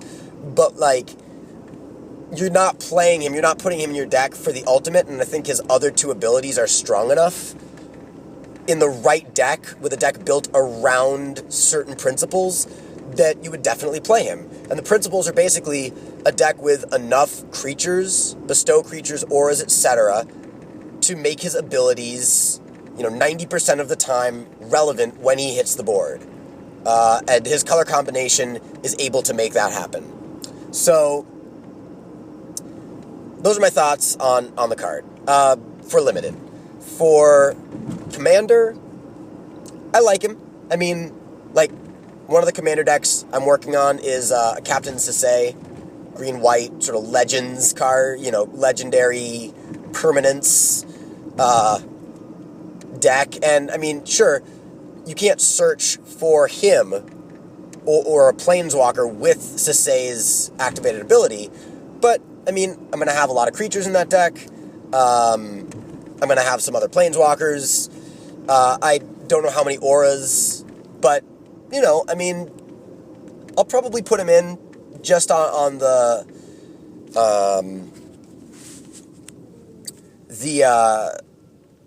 color combination thing. Like, he fits the color combo, his abilities are useful. If I'm really like, oh my god, I need a slot in this deck, there are so many cards competing for that final slot, I don't know, maybe he's not crucial to it, but certainly don't see him as a bad addition. Another thing to mention, and this is for Commander and Limited, these are just, like, sort of crazy niche this is a crazy niche combo. It's not, like, something that you should look for, like, oh my god, I'm gonna win every game, you know, but, like, putting, this is just something that I think is funny, putting Sunbond on a creature right before you ultimate Ajani is hilarious, right? Because let's say you have just, like, I don't know, a Satyr Wayfinder, something really puny, and you put Sunbond on it, and then you ultimate Ajani, and now you have a 101 creature. And then they sip of Hemlock it. You know, I mean, like, it's, obviously it'd be better on, what I'm suggesting would be nice on with, like, a God's Willing up, or on a creature that has some sort of protection. But, I don't know, that's just like a silly little combo. Something that you could maybe do in Commander as well. Also,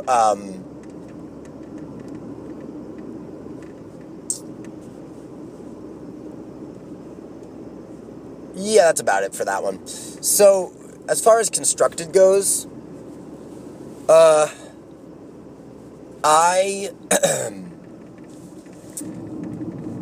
feel like over the course of Ajani's time in Standard, he will find a home. A lot of people are complaining about his mana cost and saying that if he cost one less mana, he would be, a totally reasonable inclusion in a lot of Standard decks, but that he's too slow. The 5 mana is too slow.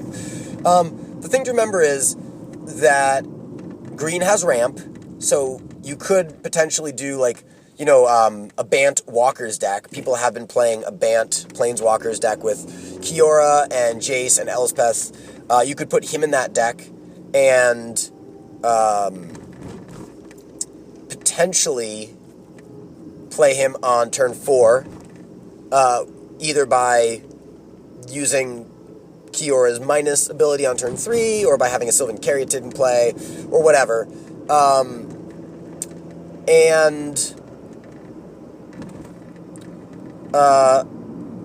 If you don't have too many creatures out when you play him, you can always dig for something else. Of course, digging for another Planeswalker in a Bant Planeswalker's deck is pretty good. Where you might have, 10 Planeswalkers. I mean, I don't know, the exact number dispersion, but, between Elspeth and Jace and Kiora and Ajani, you're probably going to find another Walker with his second ability. But if you do have some creatures out, or even just that Sylvan Caryatid, and you want to make it a better blocker, right? Just turn it into a 3/6. 3/6 hexproof wall. Courser of Kruphix. Do it to a Courser. Let's say you play Ajani after you have a Courser out, right? We'll turn that Courser into a 5/7. Yeah, that seems good. I mean, I think there are actually some similar ideas that, like I was saying before about Kruphix, that I think there's a really cool Simic deck waiting in the wings, or different, even maybe potentially different builds of a Simic deck waiting in the wings, and one thing that deck could do is splash red. Another thing that deck could do is splash white. And one thing that deck would gain by splashing white, instead of Xenagos and his ramp ability, it would gain Ajani and his creature pump, as well as his ability to search for more pieces of the deck's puzzle, since that deck, in any of the iterations I've mentioned, is highly synergistic and requires sort of a bunch of moving parts, gears turning to get things fully firing on all cylinders.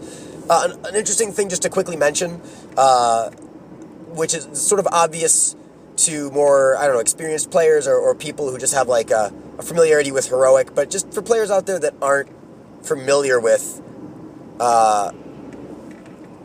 activated abilities and spells and the difference, Ajani's +1 ability of adding counters, +1/+1 counters to creatures, will not trigger Heroic. It is not a spell being cast. A spell being cast is an aura, or an instant, or a sorcery, or a creature. But a creature spell, even if it, a creature spell is a spell when it's being cast, and then a creature once it is resolved. But activating the ability of a permanent, even if that ability targets another permanent, will not trigger an ability that triggers when a spell is cast targeting that permanent. So, long story short, Ajani's ability will not trigger Heroic. So I like him. I really like the character, and I really like the fact that he is from Naya, from the Naya Shard of Alara, and that he has gone through many iterations, and one of his iterations was a white-red iteration, and now he has a white-green iteration. So, white is clearly the core of his flavor and his personality and what he stands for. But beyond that, there are now versions of him exploring the different sides of, I guess, his personality, the different sides of what he stands for, and the different things that Naya is, red-white Ajani Vengeant is, Ajani being more fiery and more aggressive, and this is more of like a wizened, aged kind of, like it says, mentor, like the, slightly more contemplative and philosophical Ajani, I guess. and I really like that. I think one thing that's really cool that Wizards R&D does with their Planeswalkers is they don't just tell a story on the individual Planeswalker card. They tell an ongoing story with the Planeswalkers, and that is represented in the evolution of their different iterations. I won't go into the details here, but Elspeth is a great example where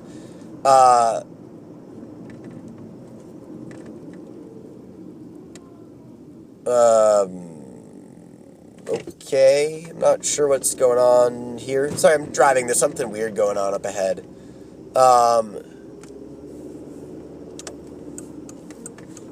Okay, well, that's awkward. So, yeah, Elspeth is a great example. Because, I'll give you, a short... I won't go over each ability on each card, but there's, a little story that is told over the course of her now 3 iterations where, on her first iteration, she can call, one soldier to the battle at a time, and that strengthens her. That makes her more invigorated. On her second card, she can call more soldiers to the battle at once, but it kind of weakens her. It depletes her of energy. It takes a lot out of her to bring that many people to battle at once. And then on her most recent iteration, bringing that many soldiers to the fight is just she's learned how to become a leader. She's learned how to become charismatic and just draw people to her cause.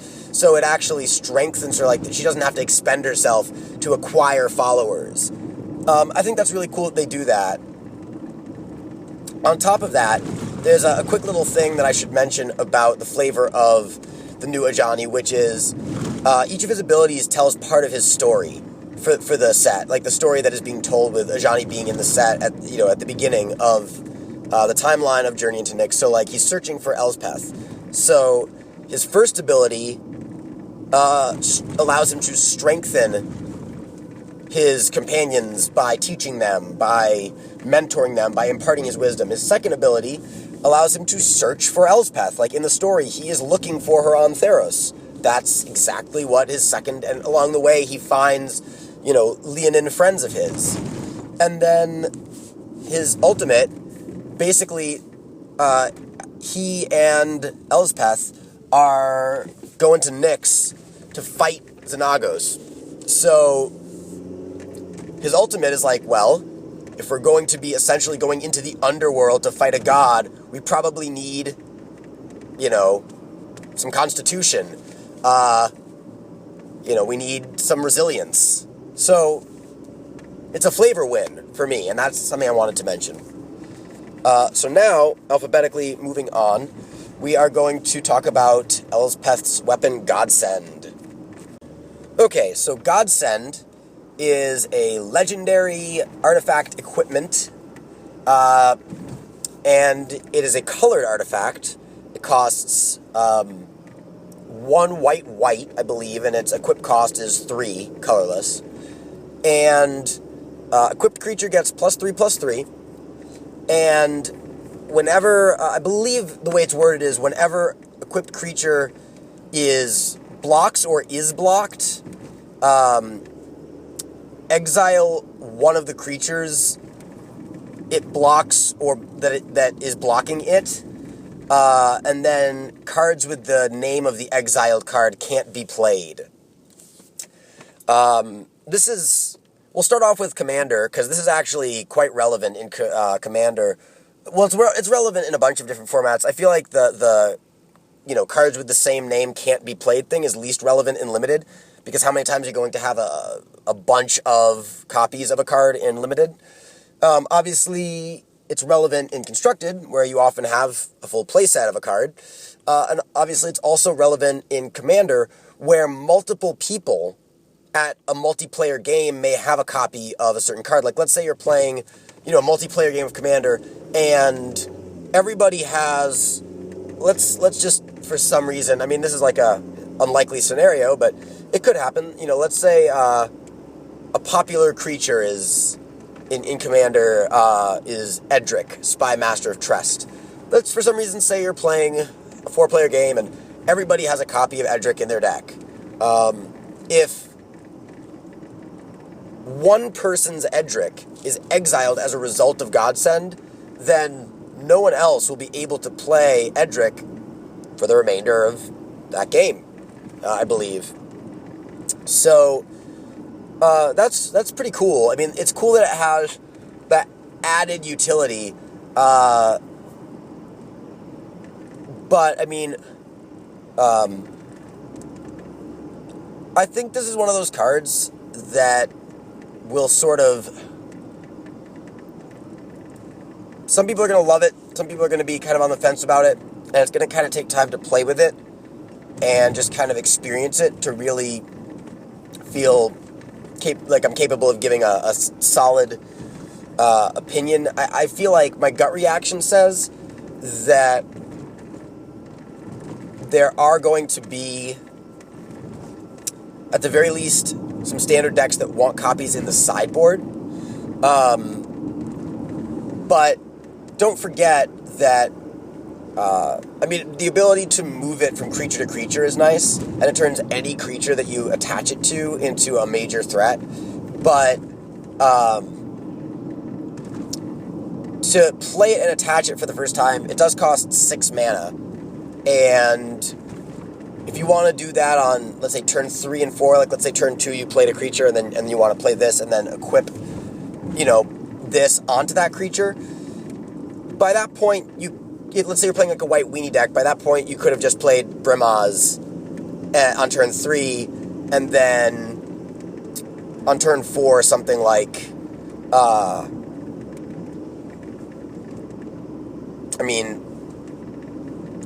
Spear of Heliod, leaving God's Willing up, or a couple of 2-drops, like a Precinct Captain, you know, and another creature, like, or 2 Precinct Captains, like, whatever. I think the deck that might want this is actually more of a mono-white Devotion deck, right? So, talking about standard, the deck, and this is a deck that,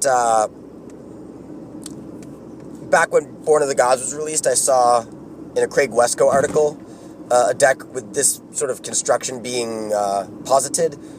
It didn't really gain any traction, as far as I know, but I still see it as a viable or potentially cool deck that might want Godsend.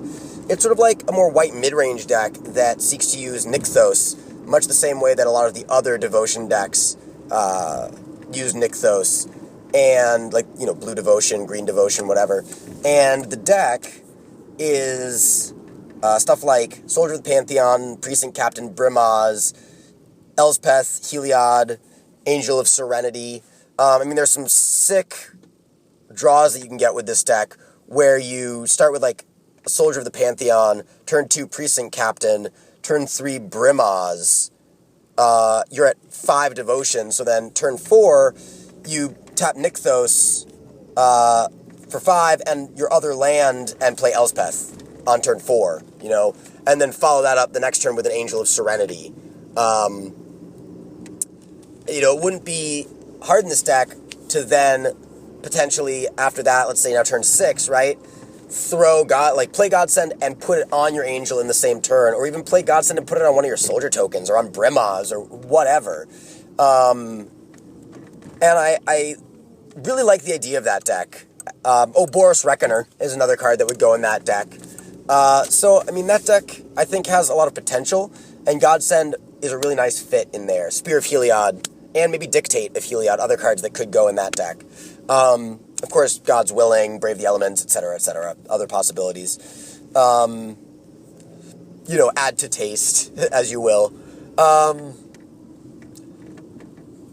As far as, I mean, I think in Commander, it's probably going to be pretty nice for the Exile clause, because people are playing gods in Commander now, and people have indestructible creatures, and people do all kinds of crazy things, and, exile effects are pretty powerful, and a repeatable exile effect that you can just slap on any creature, even if the creature that you're blocking with, or that becomes blocked, dies.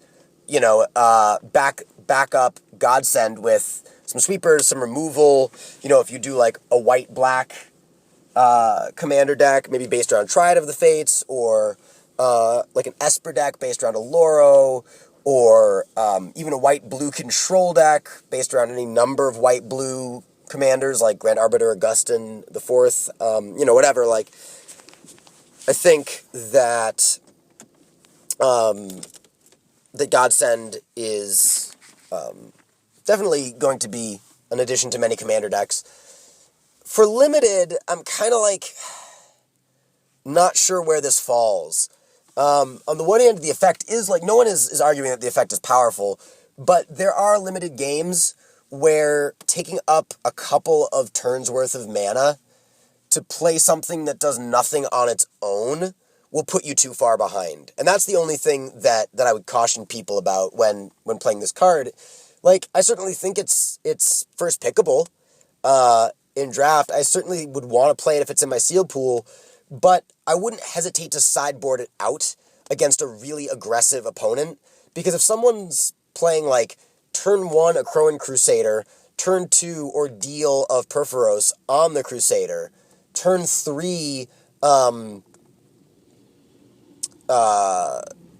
something like Minotaur Skullclaver or Satyr Nixsmith, turn 4 some sort of pump thing like Titan Strength, or like even Coordinated Assault. I mean, if they're playing a really aggressive deck like that, then my Godsend is just going to be on the board, not attached to anything, kind of like languishing as I lose. You know what I mean? Like, there are certain matchups where it's just too slow. But against slower, more controlling decks, it's beautiful. If you can stick it and they don't counter it or destroy it, keep in mind, it's not an enchantment. It's a legendary artifact equipment, which is actually a really nice bonus in this set. It's a really nice boon because the enchantment destruction that's plentiful in this block can't touch this card. And there's not a ton of artifact destruction. I mean, there's some, but it's not like you should expect every opponent you're playing to have artifact destruction in their sideboard even. So, I mean, if you can stick this, they can start maybe destroying or blocking your creatures, but if you can keep playing creatures and keep putting this on your creatures and, drawing consistently with scry or other ways to filter your draw steps or draw more cards, I think you're going to be doing pretty well. I would mention that this obviously then works well in that type of strategy with creatures that don't cost a lot of mana. If you're thinking about equipping this on a creature that you play a creature on your main phase and you want to equip this before the end of the turn, so that you can have that creature available as a blocker with Godsend on it. Obviously you don't want to be playing 5 drops and then, like, I hope to get to 8 mana. Like, you want to be playing 2 or 3 drops and then putting Godsend on them to make them big. And against slower controlling decks, that can really, like, throw a huge wrench in their plans.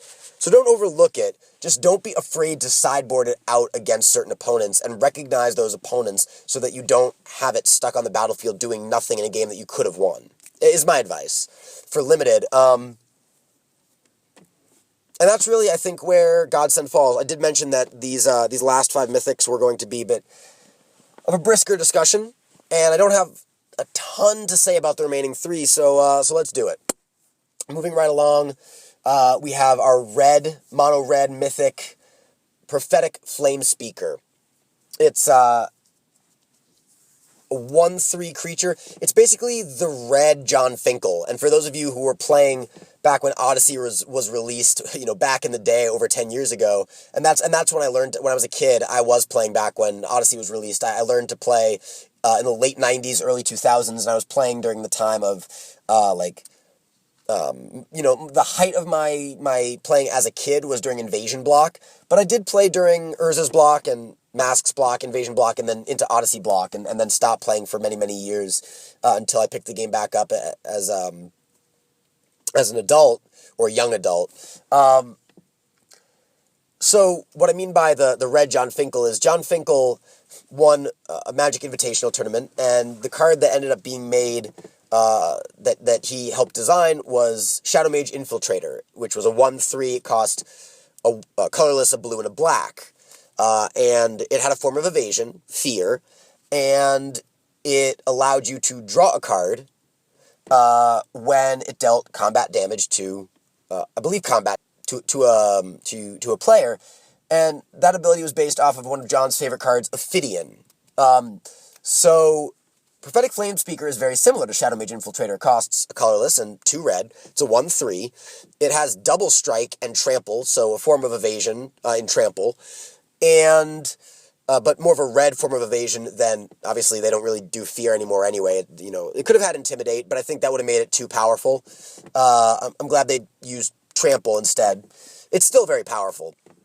And it has basically the Chandra Pyromaster 0 ability, but tacked on to the text of Shadow Mage Infiltrator. Whenever Prophetic Flamespeaker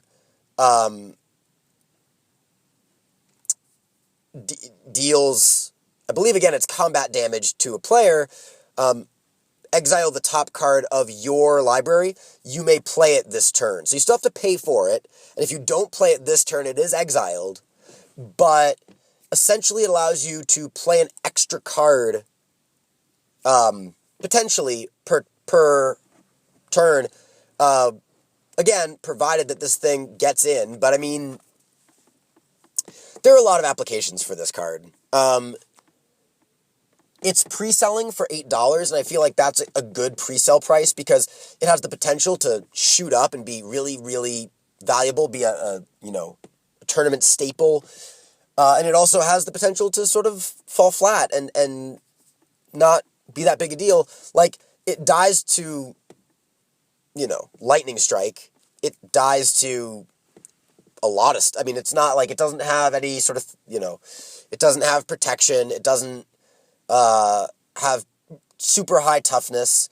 Although 3 is solid when it comes to limited creature battles early in the game.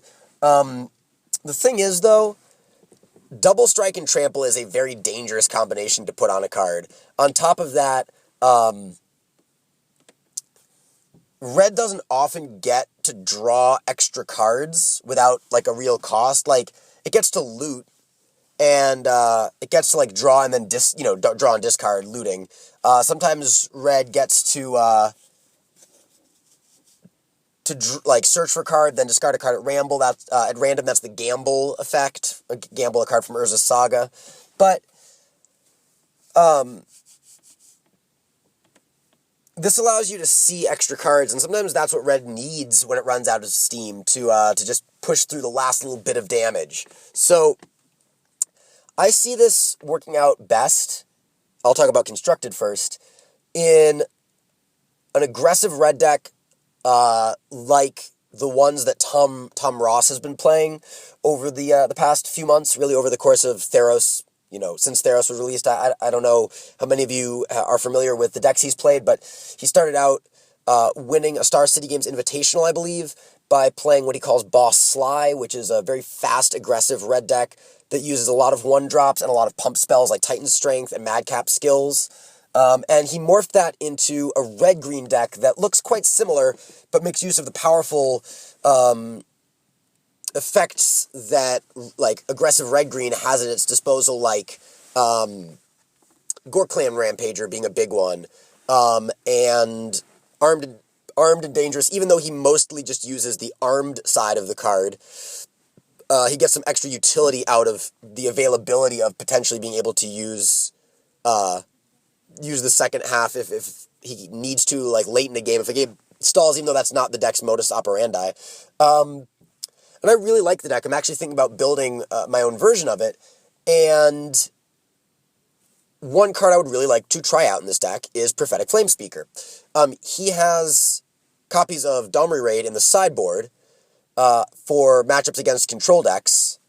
And in some ways, I kind of like Prophetic Flamespeaker. Not better, but I think he fits in the sideboard for a similar reason, in that he can get you a source of card advantage in a way. But unlike Domri, he's doing it by attacking, by being aggressive, by doing what the deck wants to do, beyond which, like, Armed is in there to give a creature double strike. You know what I mean? Like, there are a lot of, there are cards like, Gorkland Rampager and Titan Strength and Madcap skills obviously get much better when you double them, when you double the boost. This guy already has double strike on his body. He doesn't need to be given double strike. You just throw a Titan Strength on him, and, even if you suicide attack him, like, your opponents are going to have if they don't have a removal spell, blocking him is going to be really difficult in that deck, right? Because he has trample too. So it's like, okay, I attack with the Flamespeaker, and they have, like, Keranos, and they're like, block? And you're like, Titan Strength, Gorkland Rampager, and then he gets +4/+4, and then +3/+1, so he gets +7/+5 in total. So now he's an 8/8 until end of turn, double striking, trampling 8/8. He survives combat, and let's see, he would deal 5, trample over 3, and then deal another 8. And deal 11. Yeah, so he'd kill Keranos and still deal 11 to your opponent. Like, he might even be main deckable in that deck. I mean, that's really the deck that I'm excited. That's the deck that wants him. Does mono red, like red deck wins style mono red, want him? I'm not so sure. Like, the 3-drop spot in that deck, I think, is secured at the moment by Chandra's Phoenix. And maybe when Chandra's Phoenix rotates, if it's not an M15, he would fill that role. It's also possible that he wants to be in that deck because he fills the role of Chandra's Phoenix in a way, while also filling part of Chandra Pyromaster's role, which has been a sideboard card in many people's winning red deck wins lists, even if those lists are from earlier in the Athreos, legal standard format, more close to the beginning when it was just Athreos without Born of the Gods or now Journey into Nyx. But yeah, the deck that I'm really excited to put him in is what Tom Ross calls Boss Blitz. As I said, the deck has a lot of things that can pump your creatures. It's got a lot of 1 and 2 drops, things like Legion Loyalist and Fire Drinker Satyr and Ash Zealot and Burning Tree Emissary and Skylasher. If you see a lot of blue in your metagame, if not, maybe you put Firefist Striker in. I think that that deck actually might want Satyr Hoplite now. That's a common, but I'm just saying, like, that deck gets some tools. And one of the tools that it gets is Prophetic Flamespeaker. And I think that's the deck that wants Prophetic Flamespeaker. And that's something I'm super excited about. In Commander, he's okay. Like, I don't see him being a force in Commander. I mean, there are a lot of ways to do crazy things in Commander. Like I said, double strike and trample is a powerful combination, but it's also important to note that if you are planning on attacking with this guy, you might want to sort of rethink your typical way of sequencing how you cast cards. So, for example, like, generally,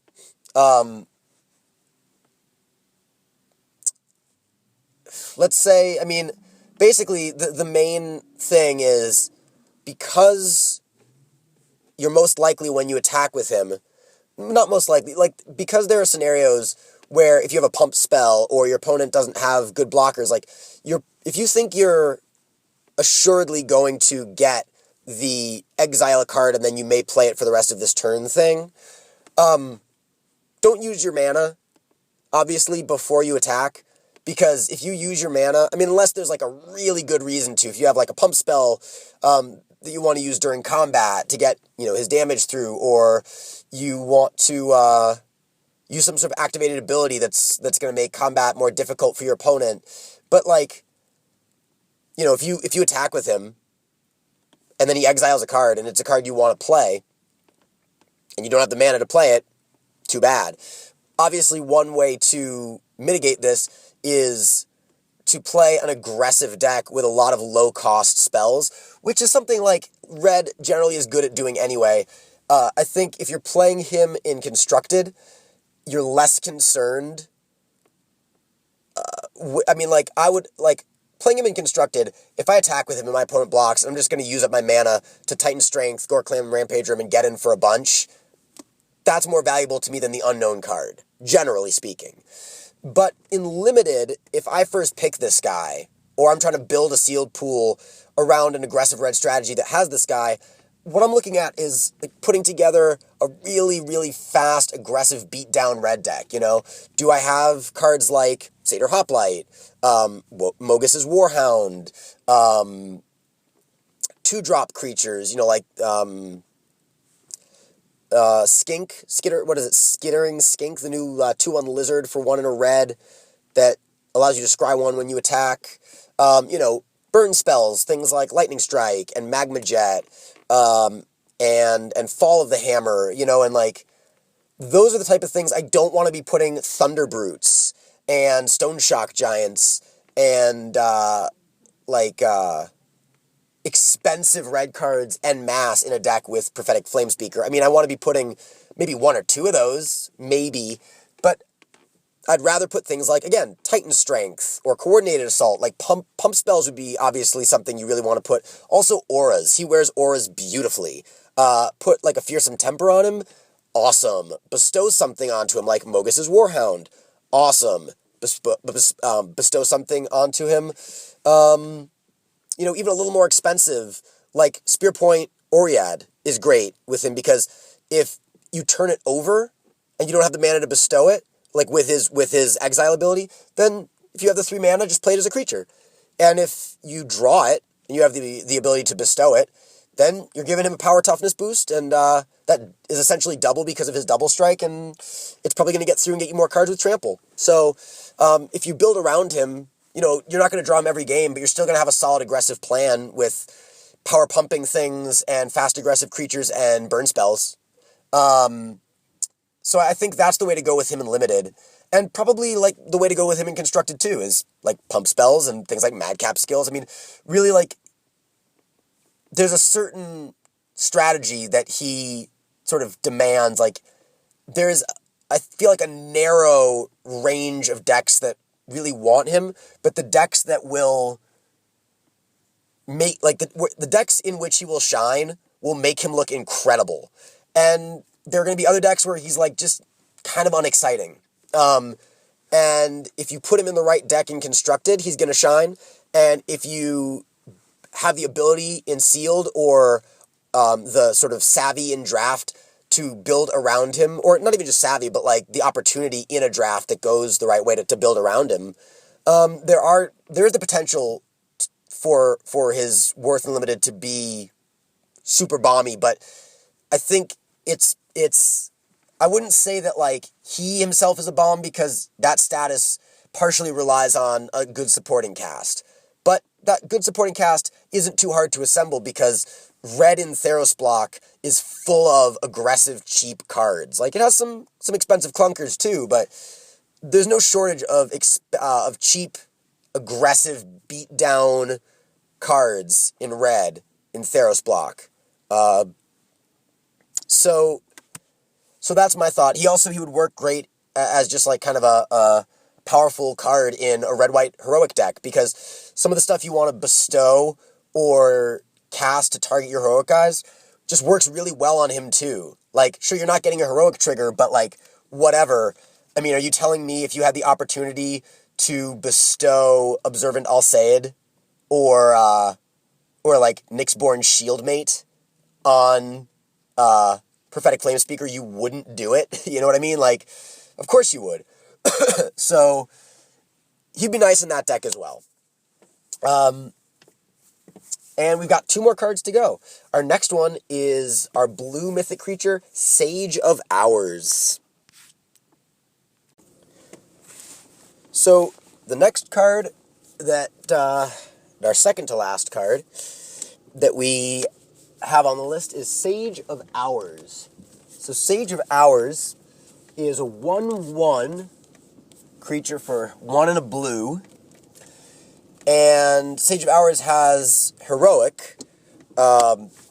Whenever you target this creature with a spell that you cast, put a 1/1 counter on Sage of Hours.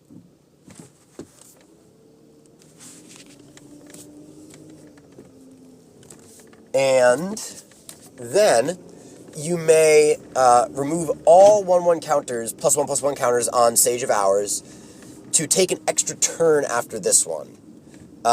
So activating that ability requires you to remove all of the counters on Sage of Hours.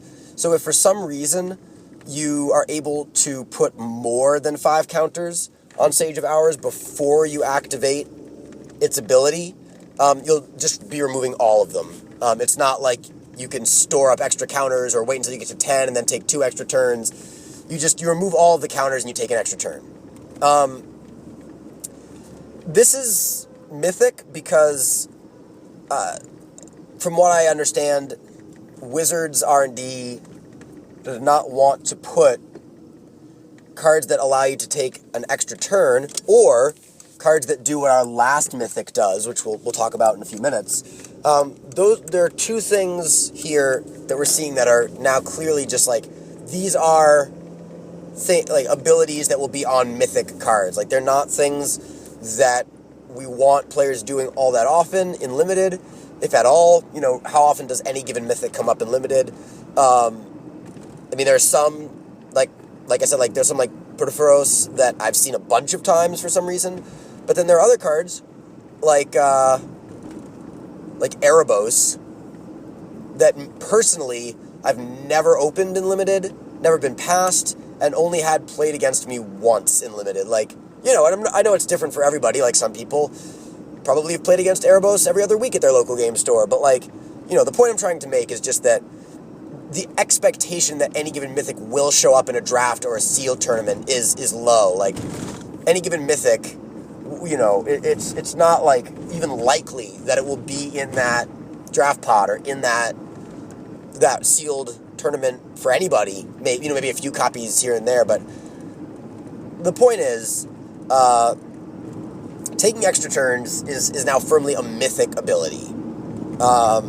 And this is an interesting one, because there are some ways to abuse it. There are some ways to sort of combo off with it. I forget what it is. Somebody recently, I think Fathom Mage is one of them. Somebody once recently, though, told me,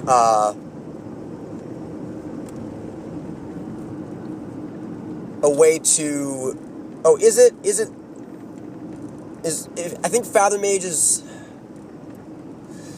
it this and Ajani and,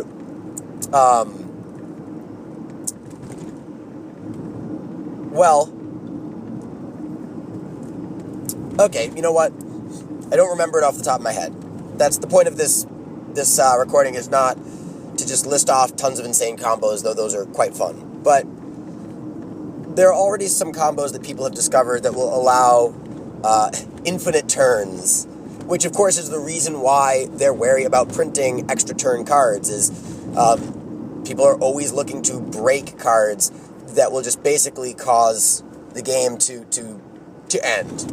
Okay, I take all the turns, you don't get to have a turn, you don't draw cards, you don't untap, that you can't win. You know what I mean? That's no fun.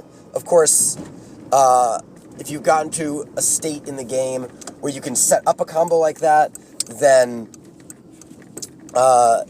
you're probably doing a good job of managing the game state and have gotten the game to a point where you can activate that combo, and it's not just like you won because you were able to pull off a combo while your opponent did nothing. If your opponent is able to interact with you as you're setting up the combo, it's going to be much harder to do that, and this creature is very frail. It's a 1/1 with no protection of any kind. So, but it's still a powerful ability, being able to take extra turns. I think certainly being able to combo off, as they say, in Standard with, like I said, I think the cards that I remember having something to do with it being able to go infinite are Ajani, Mentor of Heroes, Vorel of the Hulklade, maybe, Fathom Mage, I think, because I know there's like a Archangel of Thune, Fathom Mage, Horizon Chimera infinite combo.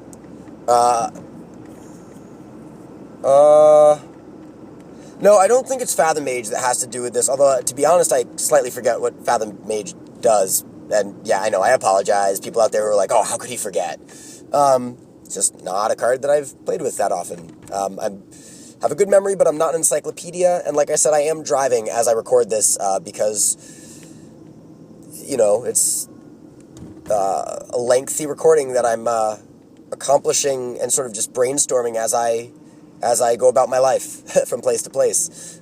So, that being said, in Limited, like, I think it's an okay inclusion in a blue-white heroic deck. I don't think it's necessarily a bomb or a must-have for that deck. I mean,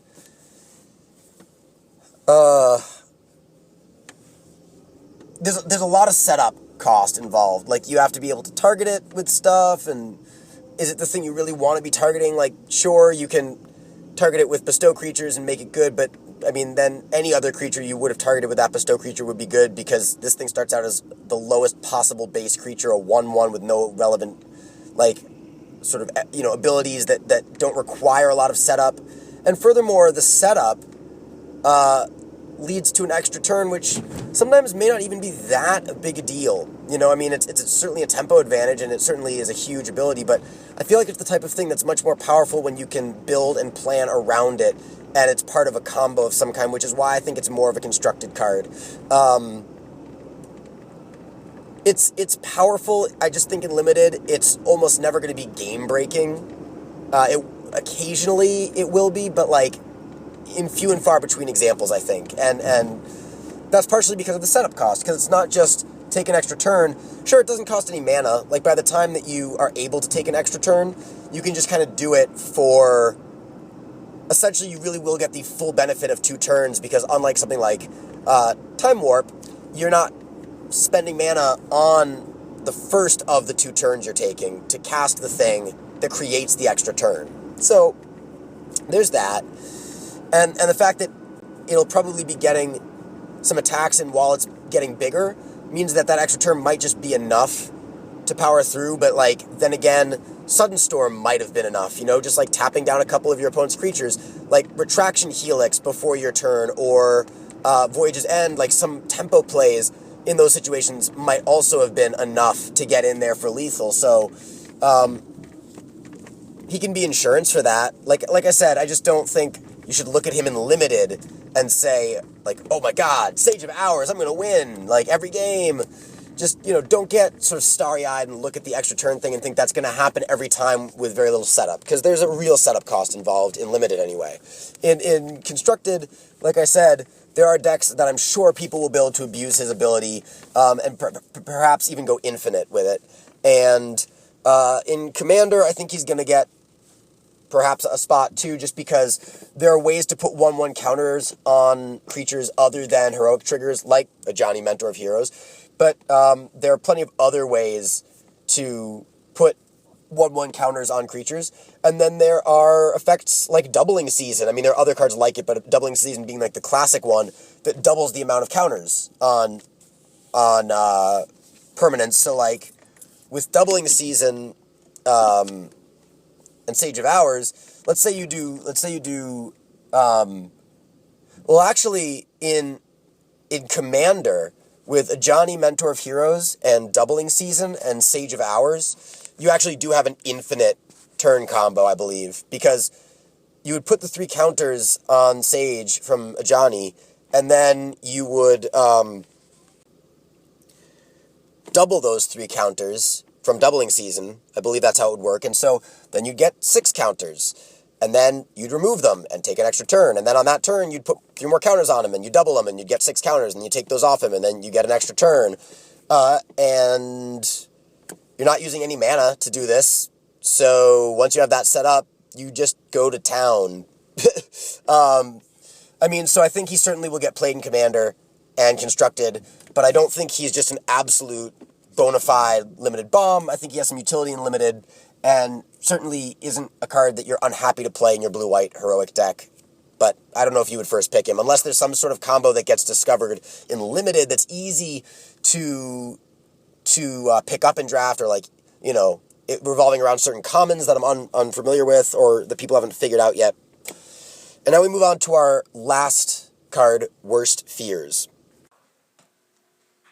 Alright, and now we've come to our final Mythic Rare, Worst Fears. So, Worst Fears is an interesting card. To the best of my knowledge, it's, I think, at least recently, only the 3rd card that allows you to do this. I know one of those recent cards was a reprint, and I don't think the card... in Mark Rosewater's Drive to Work podcast, he talked about a card that he made for, I believe, Tempest block, way back in the day that had this kind of ability, and that eventually became Mindslaver in Mirrodin, which was reprinted in Scars of Mirrodin. And, of course, Soren Markov's ultimate ability allows you to do this, but this ability has never been printed on a sorcery, on any card other than, as far as I know, an artifact or a planeswalker. So, Worst Fears costs 7 and a black, 8 mana for a sorcery. You control target player during that player's next turn. Exile Worst Fears.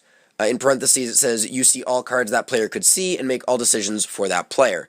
So, just a couple quick rules notes about this card, though I'm sure that you can find more detailed rules information about this type of thing elsewhere, since it doesn't come up very often in Magic. You can't see cards that would be illegal, so you can't just look through your opponent's library unless you have a card that allows you to search their library, or they have a card that you can then play when you're controlling them that allows that, player, your opponent, to search his or her library. But you can look at their hand, you can look at their, any cards, like morph cards, if you're playing some kind of, if you're playing this in, grab bag draft, or commander, or anything that's hidden information to the opponents, but information that the opponent you are controlling would be able to see, you can see that. If it's legal information that player would be able to see. So,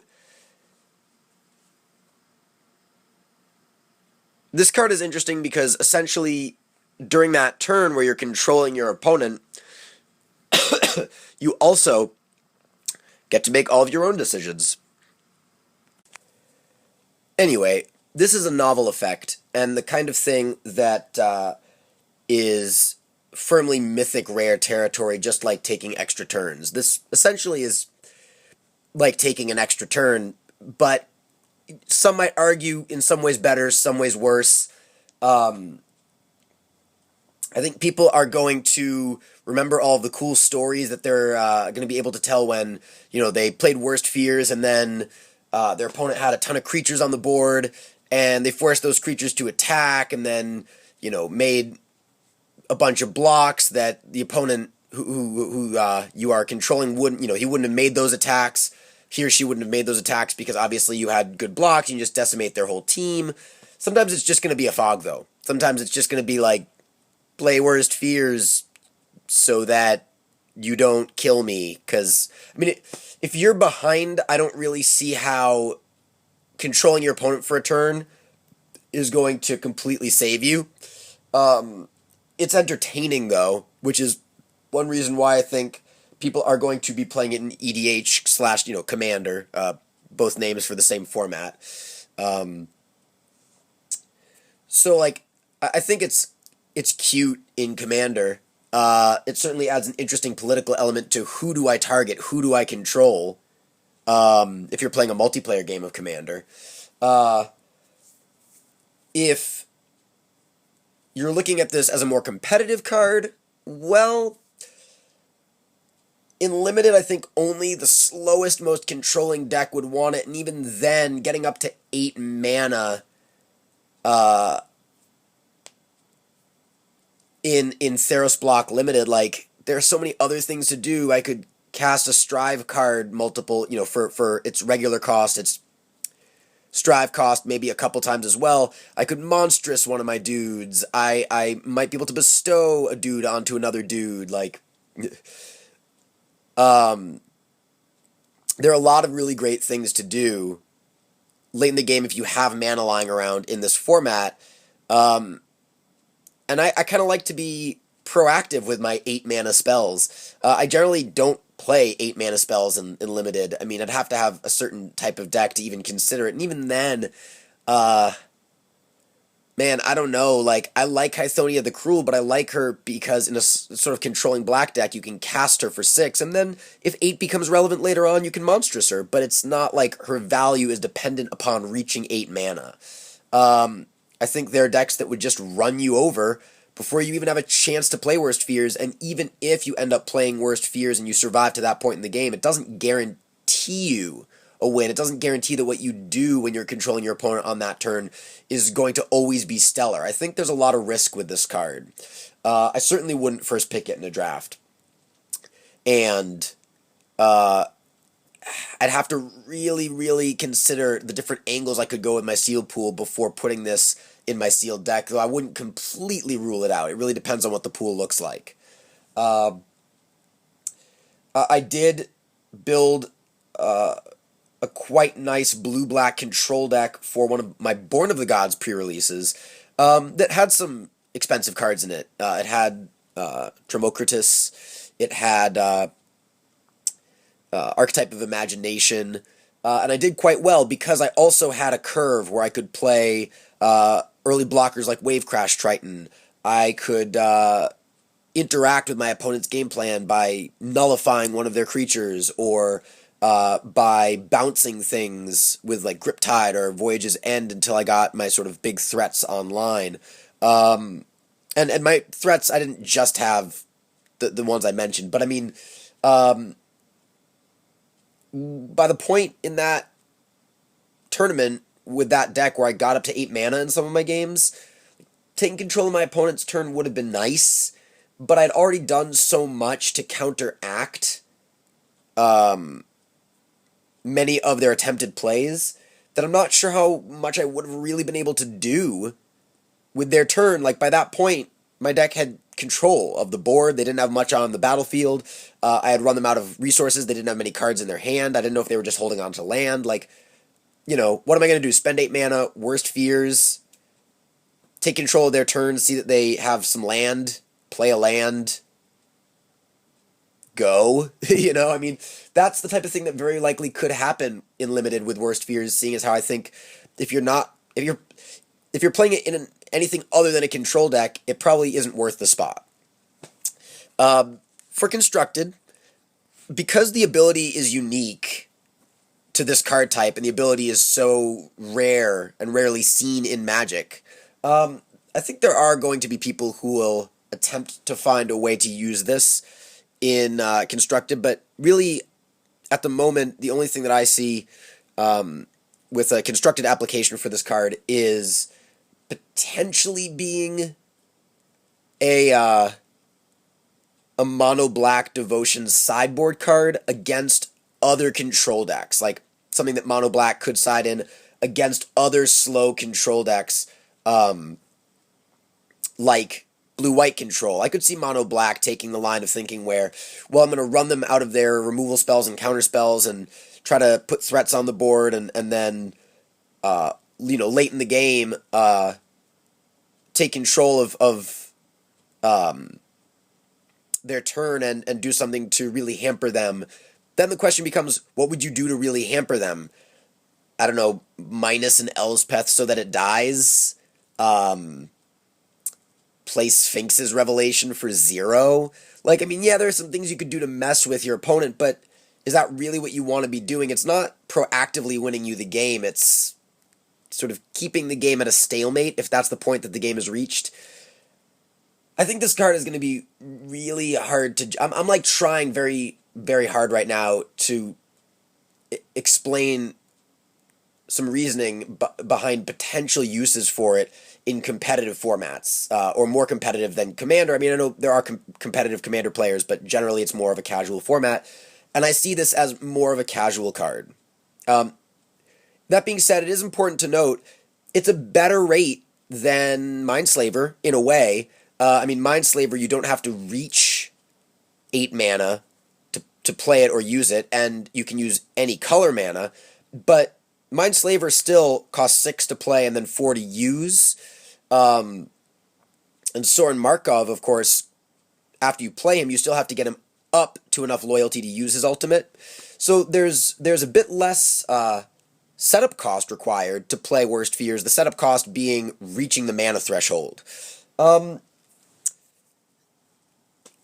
feel like this is a fun card. It's a splashy card. I don't see this being a tournament staple, and I wouldn't actively look to make use of it if you find it in your sealed pool or you get past this card in draft. So there you have it. All 10 Mythics from Journey into Nyx.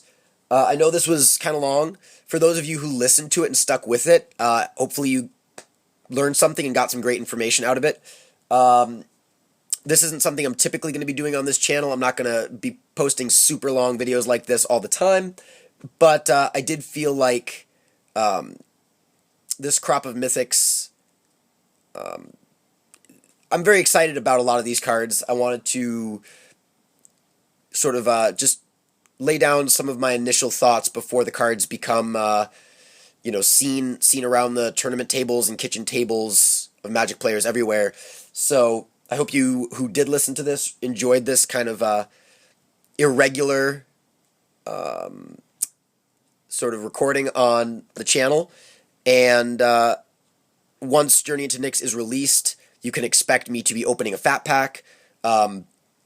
I will be giving a bit of a deck tech on... I'm probably going to go to 2 pre-releases, so I'm going to be giving a deck tech on the pre-release decks that I build and explaining what those decks look like and how I did. Of course, I don't know what those decks will look like or how I will do yet because I have not gone to said pre-releases yet, but I'm going to be posting those videos pretty soon, so look forward to Journey into Nyx pre-release deck techs as well as a Journey into Nyx fat pack unboxing and pack opening video. This is Metallion Magic signing out. See you guys next time.